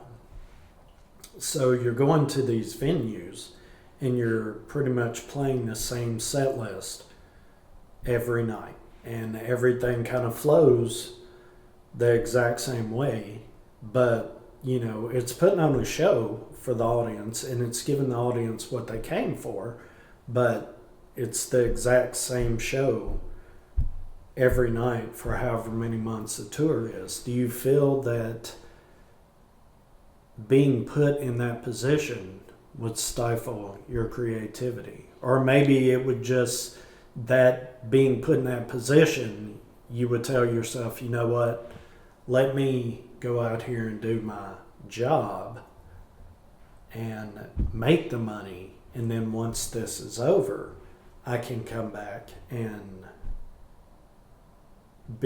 find my true self, or be true to myself. Do you, I mean, that's kind of the way I translated what you said, is because I keep hearing you say creativity, and it seems like with you that is something that is switched on all the time, and that you do your best to grab a hold of it when something strikes and something says, you need to write this down, you need to do this. You seem like you're one of those that's going to take it and run with it, where if you were put on the road, you would have to kind of say, what, let me write that down, or let me sing it into my phone or something, and I'll get back to it, when I have time. Yeah, that's... And you seem like you're going to lose that enthusiasm. Yeah, like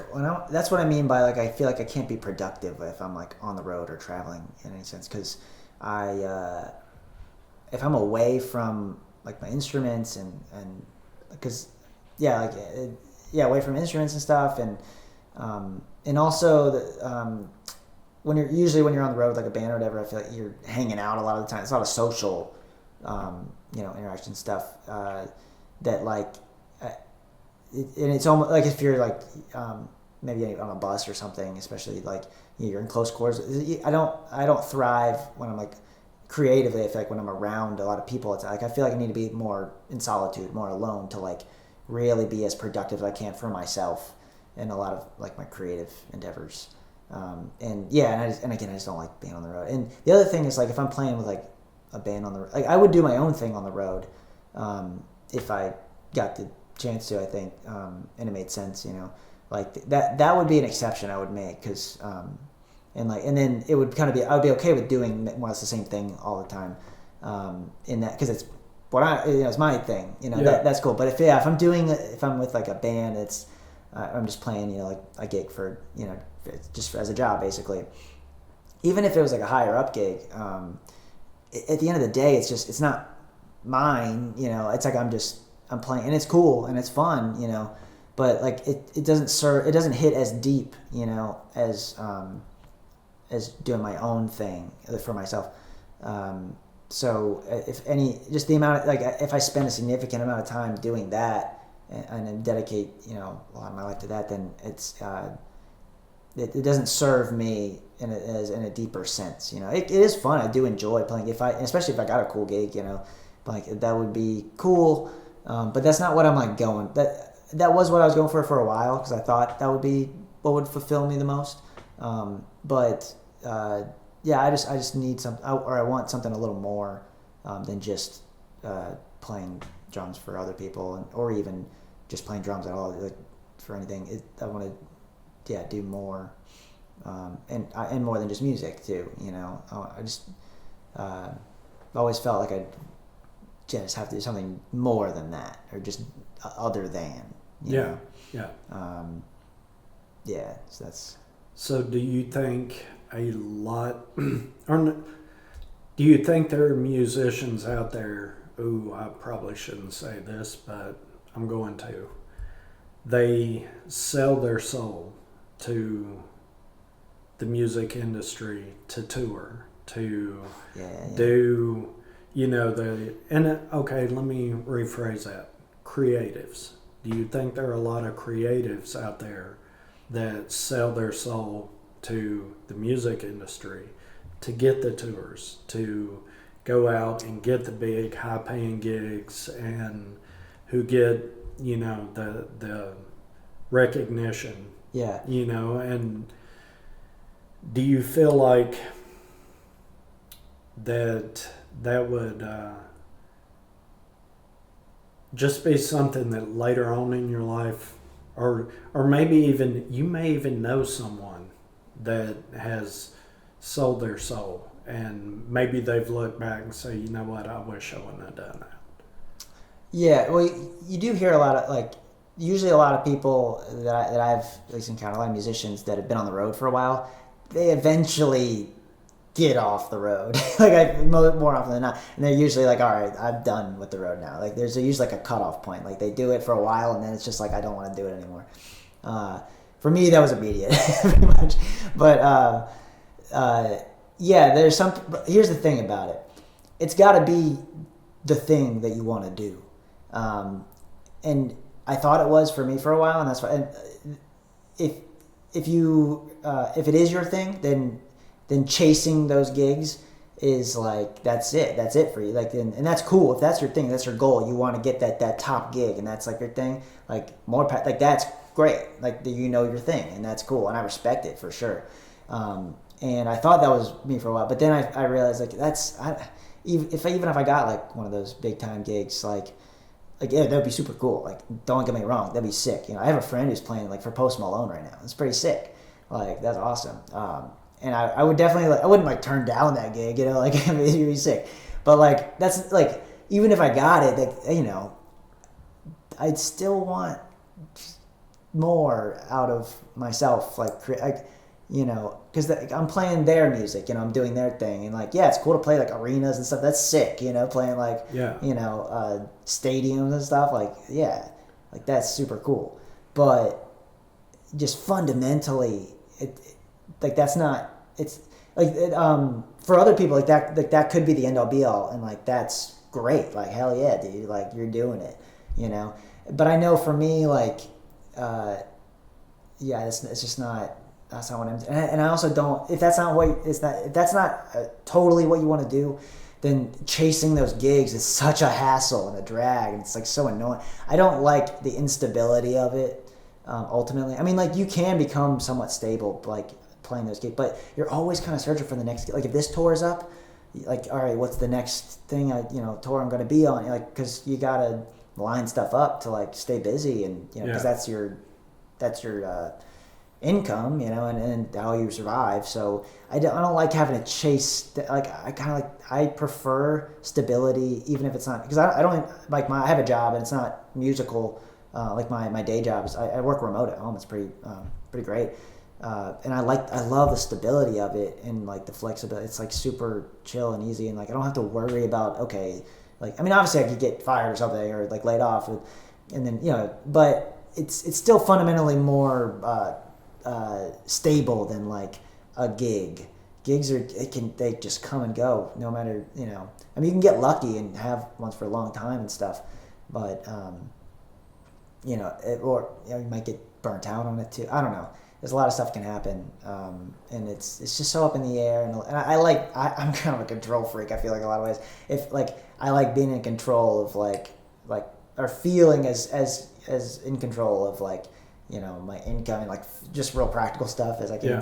So I like where I've kind of ended up where I am now, where I have a job and like I'm stable in that way, and I get to play, and I still play gigs, as a part of my income or whatever, and it's fun. But I don't have to play gigs that I don't want to play, because if you make that your thing, you kind of have to play gigs that you may not necessarily want to play just because it'll pay the bills or like you need, for whatever reason you have to do that. It can end up that way sometimes where you're just playing and you're just like, I don't really want to do this, and I have to learn all these songs that I'm not into, and it's like, what am I really doing, But if you just want to play and like your thing is like you just want to play drums like as your career and like that's success for you, then like that's great. I totally respect that. Like that's awesome. But yeah, just not for me. I just want to do something different than that. What would you tell someone who is fixing to graduate Belmont in the same position you were in when you graduated? What would you tell someone? What advice would you give that person or that group of people who are wanting to go out there and just chase the money, chase the spotlight, chase the fame and fortune, the life of a rock star? What advice would you give those people? Oh, I mean, yeah, if you want to do it, do it.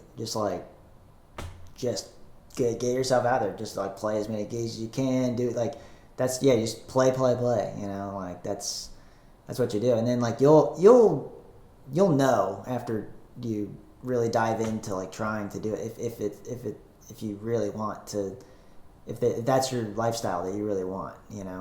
It is cool. It's not as simple as I thought it was.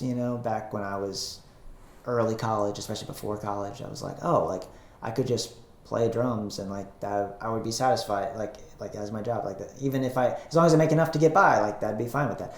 But then you gotta get a little later on in life, you're like, actually, I don't know. Like I kind of like to eat more than just like PB&J all the time. Yeah. Like I'd like to actually maybe even have a house of my own. That'd be actually, then having 3 or 4 roommates, and like I don't know. I value that. Like some people value playing music and as a job more than like like certain, I guess like luxuries or like comfortability in life and logistics. And I just don't, my brain doesn't work that way. I need like stability. Stability before it. So like, you'll figure out that stuff. But yeah, the advice I give is just do stuff. Don't just, I guess the best thing I can say is just don't not do stuff. Like do something, like do like, if you're, so that's great if you know that, like, at least you're super interested in, like, okay, just like dive into it and do it. If you're like a little iffy, like, don't not do stuff. Do something. That's like the biggest thing. Because like for me, it was like I wasn't quite sure, so I worked a whole lot and like spent my time, like I did a lot of stuff. Not all creative or like working toward like something directly in that area.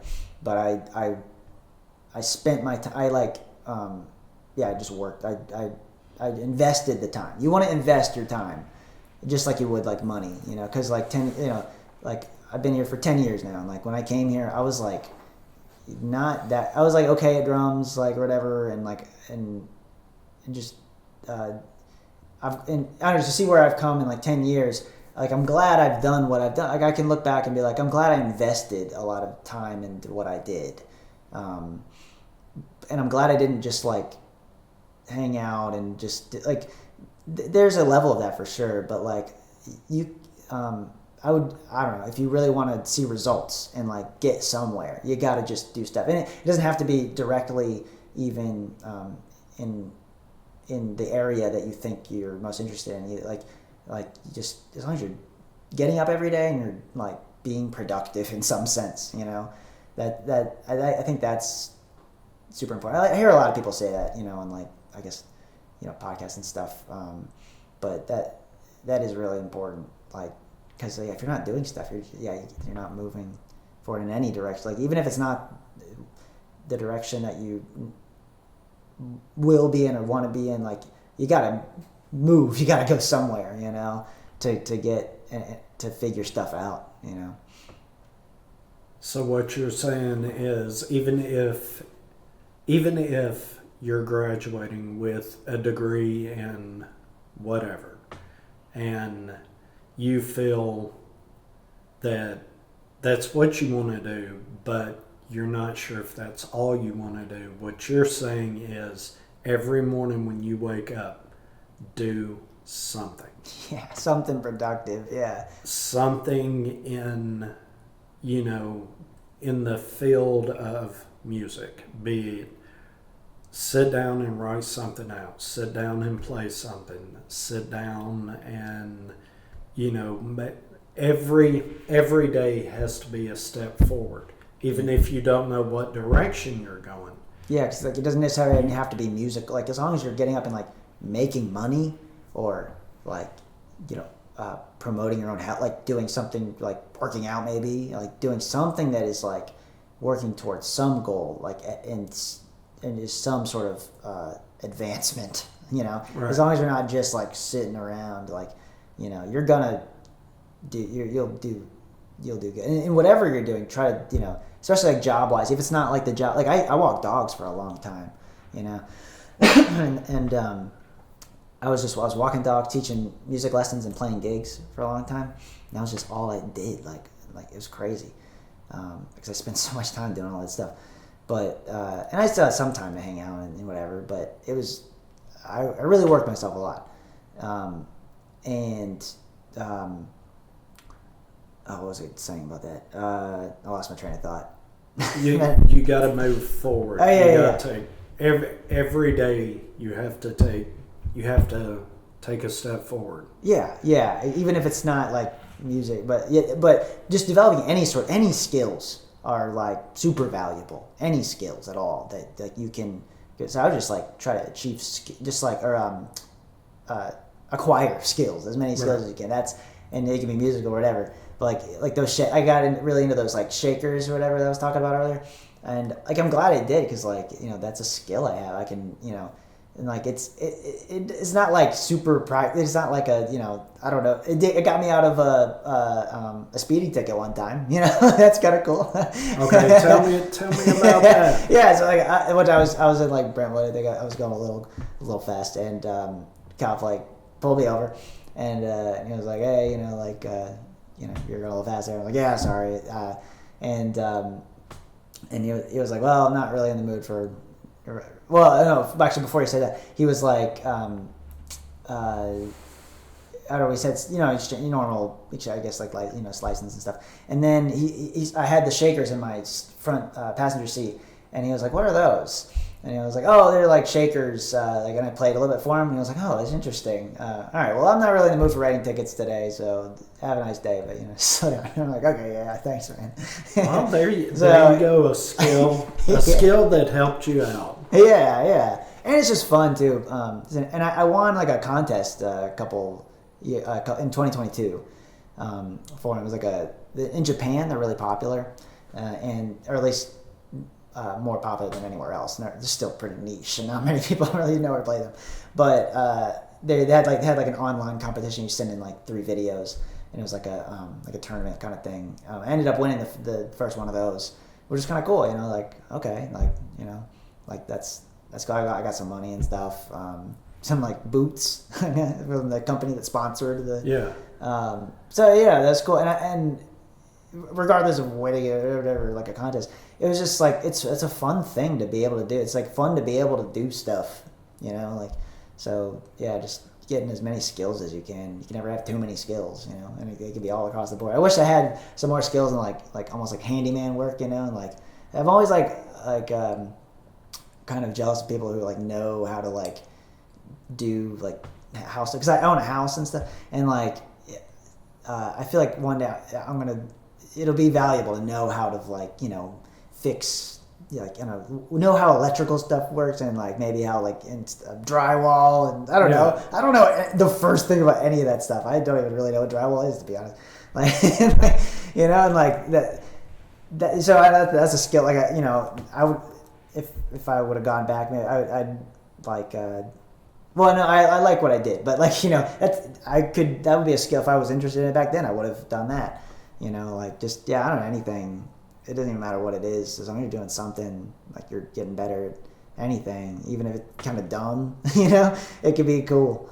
Well, do you think that if you keep taking steps forward and you keep learning and you keep producing, do you feel that maybe that, you know, when you hit that downtime in creativity, when it's like, you know what, I can't come up with anything, nothing's going on, and you find yourself kind of start, you know, feeling down, and each day gets a little bit more, and then you start kind of, when's something going to happen? I'm bored. I can't get out of this funk, blah, blah, blah. And, you know, I'm not saying heading towards depression, but you're just kind of being like, I just can't, you know, nothing is exciting right now. Do you think if you approach life with that mindset of, I'm going to keep moving forward, even if it's not with music, even if it's not with drywall, even if it's not with my, you know, 9-to-5 job, I'm going to keep moving forward. I've got to figure out do you think if you keep your brain active with something new, that's what drives your creativity? Yeah, well, definitely. Yeah, inspiration is like what really drives me. Yeah, I try to, that's like the fuel, you know. Yeah, you gotta be inspired. Like, and it's hard to like maintain inspiration, and like, or like, you know, you need like a constant kind of drip of it, you know, like to like really keep going. Like sometimes you get like a big dose and be like, oh man, I'm pumped for a while. Like, you see like a show that's just like really inspiring, and like and you're like, oh man, like okay, I want to do, like I've had that a lot.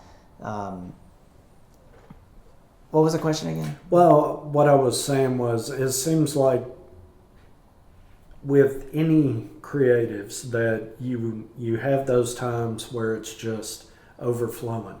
Oh, and then you have those times where you can pick up that pen and put it to paper and literally nothing comes out, and this happens for 2 or 3 or 4 days, and it's just like, what am I doing? Why am I here? Then you start questioning yourself, and then instead of being more creative, you find yourself more in your own head about, have I hit that wall, or but you seem to have this mindset of one step forward every day, be it at my job, be it at learning, handyman stuff, be it being creative with comedy, be it being creative musically. I mean, you seem to have multiple doors you can walk through, and you're not just focused on one single thing. Do you think that helps your mental health, being able to say, you know what, I'm not feeling like I can write any songs. It's not there. But my job is trying to lean on me a little bit more. So let me give my job a little extra something until that light bulb. Oh yeah. To me, that's almost like a separate. It's like as far as like a dry spout creatively. Yeah. I feel like that's almost an entirely separate issue for me. It's like I remain pretty motivated for the most part. Like I have enough stuff going on to like I always have something to work on, and like obviously like I do my job, and then but then as soon as I'm done with my job, it's like now I'm working for myself, and I try to do as much as I can for myself. But yeah, it's like when I get in, I feel like I'm always like just scraping for idea, like the gold or any ideas that I feel like are worth anything are just so few and far between of the ocean of like things that I'll think of, Yeah. And that could be discouraging for sure, because but it takes like a patience and like there's like a certain mindset. I'm trying to get better about this too. Like, you have to almost, instead of like forcing the ideas out and like trying to like grab them, the good ideas. Somebody explained it to me as like you almost more want to like herd them close to you, or like kind of like sing ask them to come to you, what's the word? I'm like almost like welcome them as opposed to chasing them, almost like try to let them come to you and like have a more like welcoming approach to it, and like that's kind of a good way for me like to think about it, because if I sit down and I try to write like some jokes or something, I have to I feel like I write the best stuff when I am not trying so hard to like and also not judging the stuff that goes in my head. I try to get into like a nice flow state where I can just like let things rattle off. I'm not really judging anything, just kind of like trying to just get the ideas happening, not necessarily like have to write a good idea, because as soon as you like think about writing a good idea, like that's, you can get yourself into trouble. I feel like when I write, I try to just write ideas. I allow myself to write bad ideas, because like that can be really helpful, because then as soon as you write something bad, there are no rules, so like you can like let yourself you can kind of free yourself up in a way with that sometimes. So yeah, I'll write down, as long as it's like somewhat of a cohesive idea to some degree, I'll write it down, even if I know I'll never use it. It's just not even worth anything. So it's just so dumb sometimes. But like, I feel like it helps me just to get it out and like, okay, I wrote something down. It gets some sort of flow going. Yeah. But yeah, it is like, especially when you're writing comedy, I feel like it's objective in a lot of ways. So like, it's hard to write good jokes. It's not easy. If it was easy, everybody would be doing it.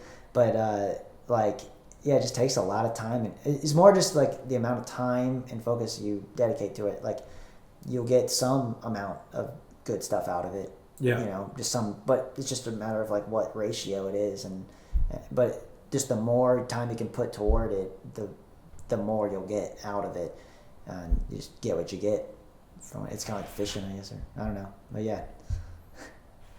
All right, guys, we're going to take a quick intermission, and we will be back in just a minute. All right, so while they're at intermission, I figured I'd come in here and introduce myself. My name is Harkos, and I not only edited this podcast, but I have my own podcast called Music Making Sense Podcast, where it's all about music marketing, branding, and how to have success. Real success as an independent artist. Every single week I drop a brand new episode giving deep insights and tips and tricks on how to grow your fan base in a real sustainable way as an independent artist without having to sign to any label where they try to make you conform, without having to worry about trying to get on these scam playlists or deal with bots online. I'm talking about real sustainable growth by finding real fans who rock with you and your music and what you're about. And that's what I bring every single week in an official podcast episode over on Music Making Sense Podcast. And then I also have a Wednesday night live stream where I go live and hang out with every single one of y'all playing your music, as well as a bunch of other independent artists, music from all genres. So if you are an artist and you want to get some more information on how to grow your fan base in a real sustainable way, or you just want to have your music played and sit back and hang out with some other people who like listening to great music from a lot of independent artists who are hard working and who love the craft, make sure you check out Music Making Sense Podcast. That's available on all streaming platforms. Wherever you want to listen to a podcast or watch it, you can check it out over at musicmakingsensepod.com for all the links and details. The link is down in the description of this video, but it's also Music Making Sense, CENTS, as in money, pod.com, Music Making Sense Podcast on every single platform. Anyway, let's go ahead and get back to this episode because I think they're about ready to come in right now, so I gotta get out of here. All right, well, we're back from intermission, and I need to go ahead and wrap this up. It's been an extreme pleasure talking to you and learning more about you and the style of music you play, and the fact that you can play so many instruments at the same time. Being a one-man band, I find that extremely interesting. And as far as me, I think you're extremely talented to be able to pull off multiple instruments all at once. But anyway, I have one thing I ask every artist. What 2 questions would you like to be asked in an interview that no one has ever asked you, and what would your answers be to those questions? Never thought about this. Questions that I wish somebody would ask me. Well, what from a musician's perspective, looking out on an audience, what is the strangest thing you've seen happen in an audience while you were on stage performing and you had to work through what you were saying? I've seen a lot of people. So like that restaurant, I play downtown. Yeah. There's obviously a lot of people walking to and from Broadway, and we're like on the patio, so we see people from the outside all the time. Yeah, so a lot of people like puking. Or like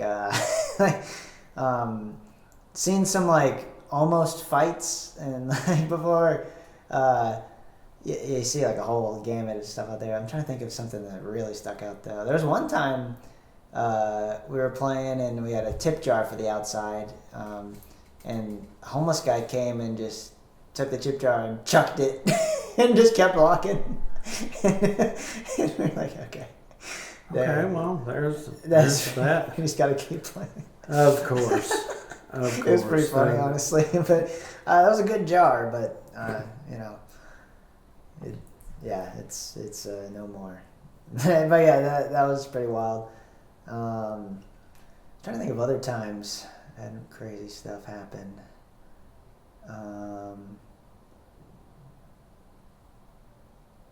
I can't think of any off the top of my head other than the stuff that's happened there with like the homeless people and, and stuff. But when I used to do like pet sitting and stuff, I took care of a monkey one time. That's kind of... That had to be a blast. It was... Yeah, it kind of smelled bad, the monkey did. It kind of smelled like a ferret, you know what Yeah, it smelled kind of bad. But, and it was like, it was interesting. It was a little one, like a marmoset.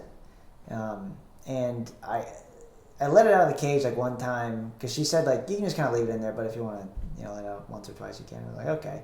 So I let it out one time, and it was like a little harder to get back in there than I like anticipated. So like I didn't let it out again. You had to like entice it with these little like gumdrop sugar things, and like and there's a little like too capable than like to just be like a pet like that, I think. But yeah, that was interesting. I never thought I'd encounter a monkey before. Like I'd have to take care of it. Yeah, I've taken care of a couple like geckos before, and I think one ferret one time. I used to feed sheep for part of my job last year, so that was kind of fun. Those are some of the more random things of my life, like doing these random like jobs. Right. But that was pretty. Sheep are cool, man. I like sheep. You don't like sheep? Well, I've had some run-ins. I had a grandparent that had multiple different animals: sheep, donkey, horses, cows. Oh my gosh, just a farm. And sheep were hit or miss with me. They sometimes they were okay, but sometimes they were, I don't know, they were just aggressive. Really aggressive? Yeah. They like ram you with their heads or something? Yeah, and I have no idea. And it's like, well, okay, if this is the way you're going to be, I guess I'll get on the other side of the fence. But I have known people to take sheep in the house and treat them like dogs, and after a little while, it just kind of becomes just like a dog. It does the exact same things, which I find really cool. I got a friend who they had a sheep that won a couple of awards at some fairs, and they started keeping it in the house, and they had dogs and cats, and bringing it in the house as a baby, the other animals are kind of gonna pick up on it, and Wait, did it just like poop everywhere though? Because they, how they are, where they just like walk around and like poop. Yeah, just, like, comes in little pellets. Like that was part of the problem. Oh my god! They, I guess. You gotta tolerate some things. I wouldn't tolerate poop in a house like that. But it's crazy. The thing acted just like a dog. Yeah, they do. And yeah, if you kind of raise just, it followed their dog around just like it was a dog, and it was just interesting. Did it bark to watch. too? It would make noises, but generally their dog was a little bit older, so it was. The only way you were getting this dog to bark is if you came to the door, beat on the door, and the dog didn't know you. Oh, I was talking about the sheep though. How far did it go? It just hung around and. Did it like bah? Did it make a sound? It would make noises, but it didn't. It was quiet. Oh, okay. It really was. It at least when I'm there. Just lays around. Dude, the noises they make crack me up, dude. Oh yeah, it was a trip to hear that when you least expect it in the room where you were. I thought it was interesting to say the least. But if anybody wants to find you on social media or the internet in general, Spotify, Apple Music, anything like that, where can they find you? What do they need to type in? Yeah, so I'm on YouTube. Just Brad Covington. If you search that, I'll pop up. And then Bandcamp. I'm on Bandcamp. I have 2 albums up there. And yeah, again, it's just Brad Covington. You'll find I have a Christmas album and then just like an album with some songs, lots of songs actually. And then I have an Instagram. If you like my Instagram handle, what is it? It's Brad_C423. But if you just search Brad Covington, it'll be like a black and white picture of me, and it'll pop up. And that's probably the easier way, I guess. But whatever works. But yeah, so I think those 3 are. That's really the YouTube, Bandcamp, Instagram. That's kind of where I'm at, I guess, on the internet. Okay. But, okay. Yeah, and then I play live down at this place called Trattoria El Molino on the weekends sometimes, and that's a fun hang. Just play some music. Okay. Yeah, and then I do I have a comedy show coming up at Pennington Distillery, October 9th, 7 p.m. Okay. Yeah. All right. Well, hopefully we'll have this squared away and have it out there on the interwebs before that show comes up, and people can listen to the podcast and possibly meet you out there and check out some of your comedy and see what's going on. Cool. All right. So it was a pleasure sitting down and talking with you. Yeah, man, hopefully we can do this again here pretty soon, and I guess we'll talk to you later. Cool. Last week I had diarrhea and I'm still trying to get my shit together. That one song, Pooping, I've listened to so many times. I'm like, what? I want to know the inspiration behind recording Pooping. But I feel that is a question for later on. But I kind of would like to dive into both those albums, because it seems like it's a kind of I'm going to record stuff for fun, and I'm going to show you my abilities, but I'm going to have fun doing it. Yeah. So you either like it or you don't. Either way, I'm having fun. I mean, that when I listen to both of those, that's what I got. And I was like, Cool. Dude, they're just in there. They're kicking shit around, and there's somebody over there, you see record, and they're just going 50 seconds. Just whatever's in their brain, they're just recording. And I like the way it just kind of flows, and it's like, here it is, boom, next song. Yeah, sure. And I think That's my brain. I like how it kind of seems like you're saying, you know what, I can do these tracks, and this listen to the instruments, and it's kind of like at least the way I translate it, it's kind of like we're giving you an instrumental of what we can do.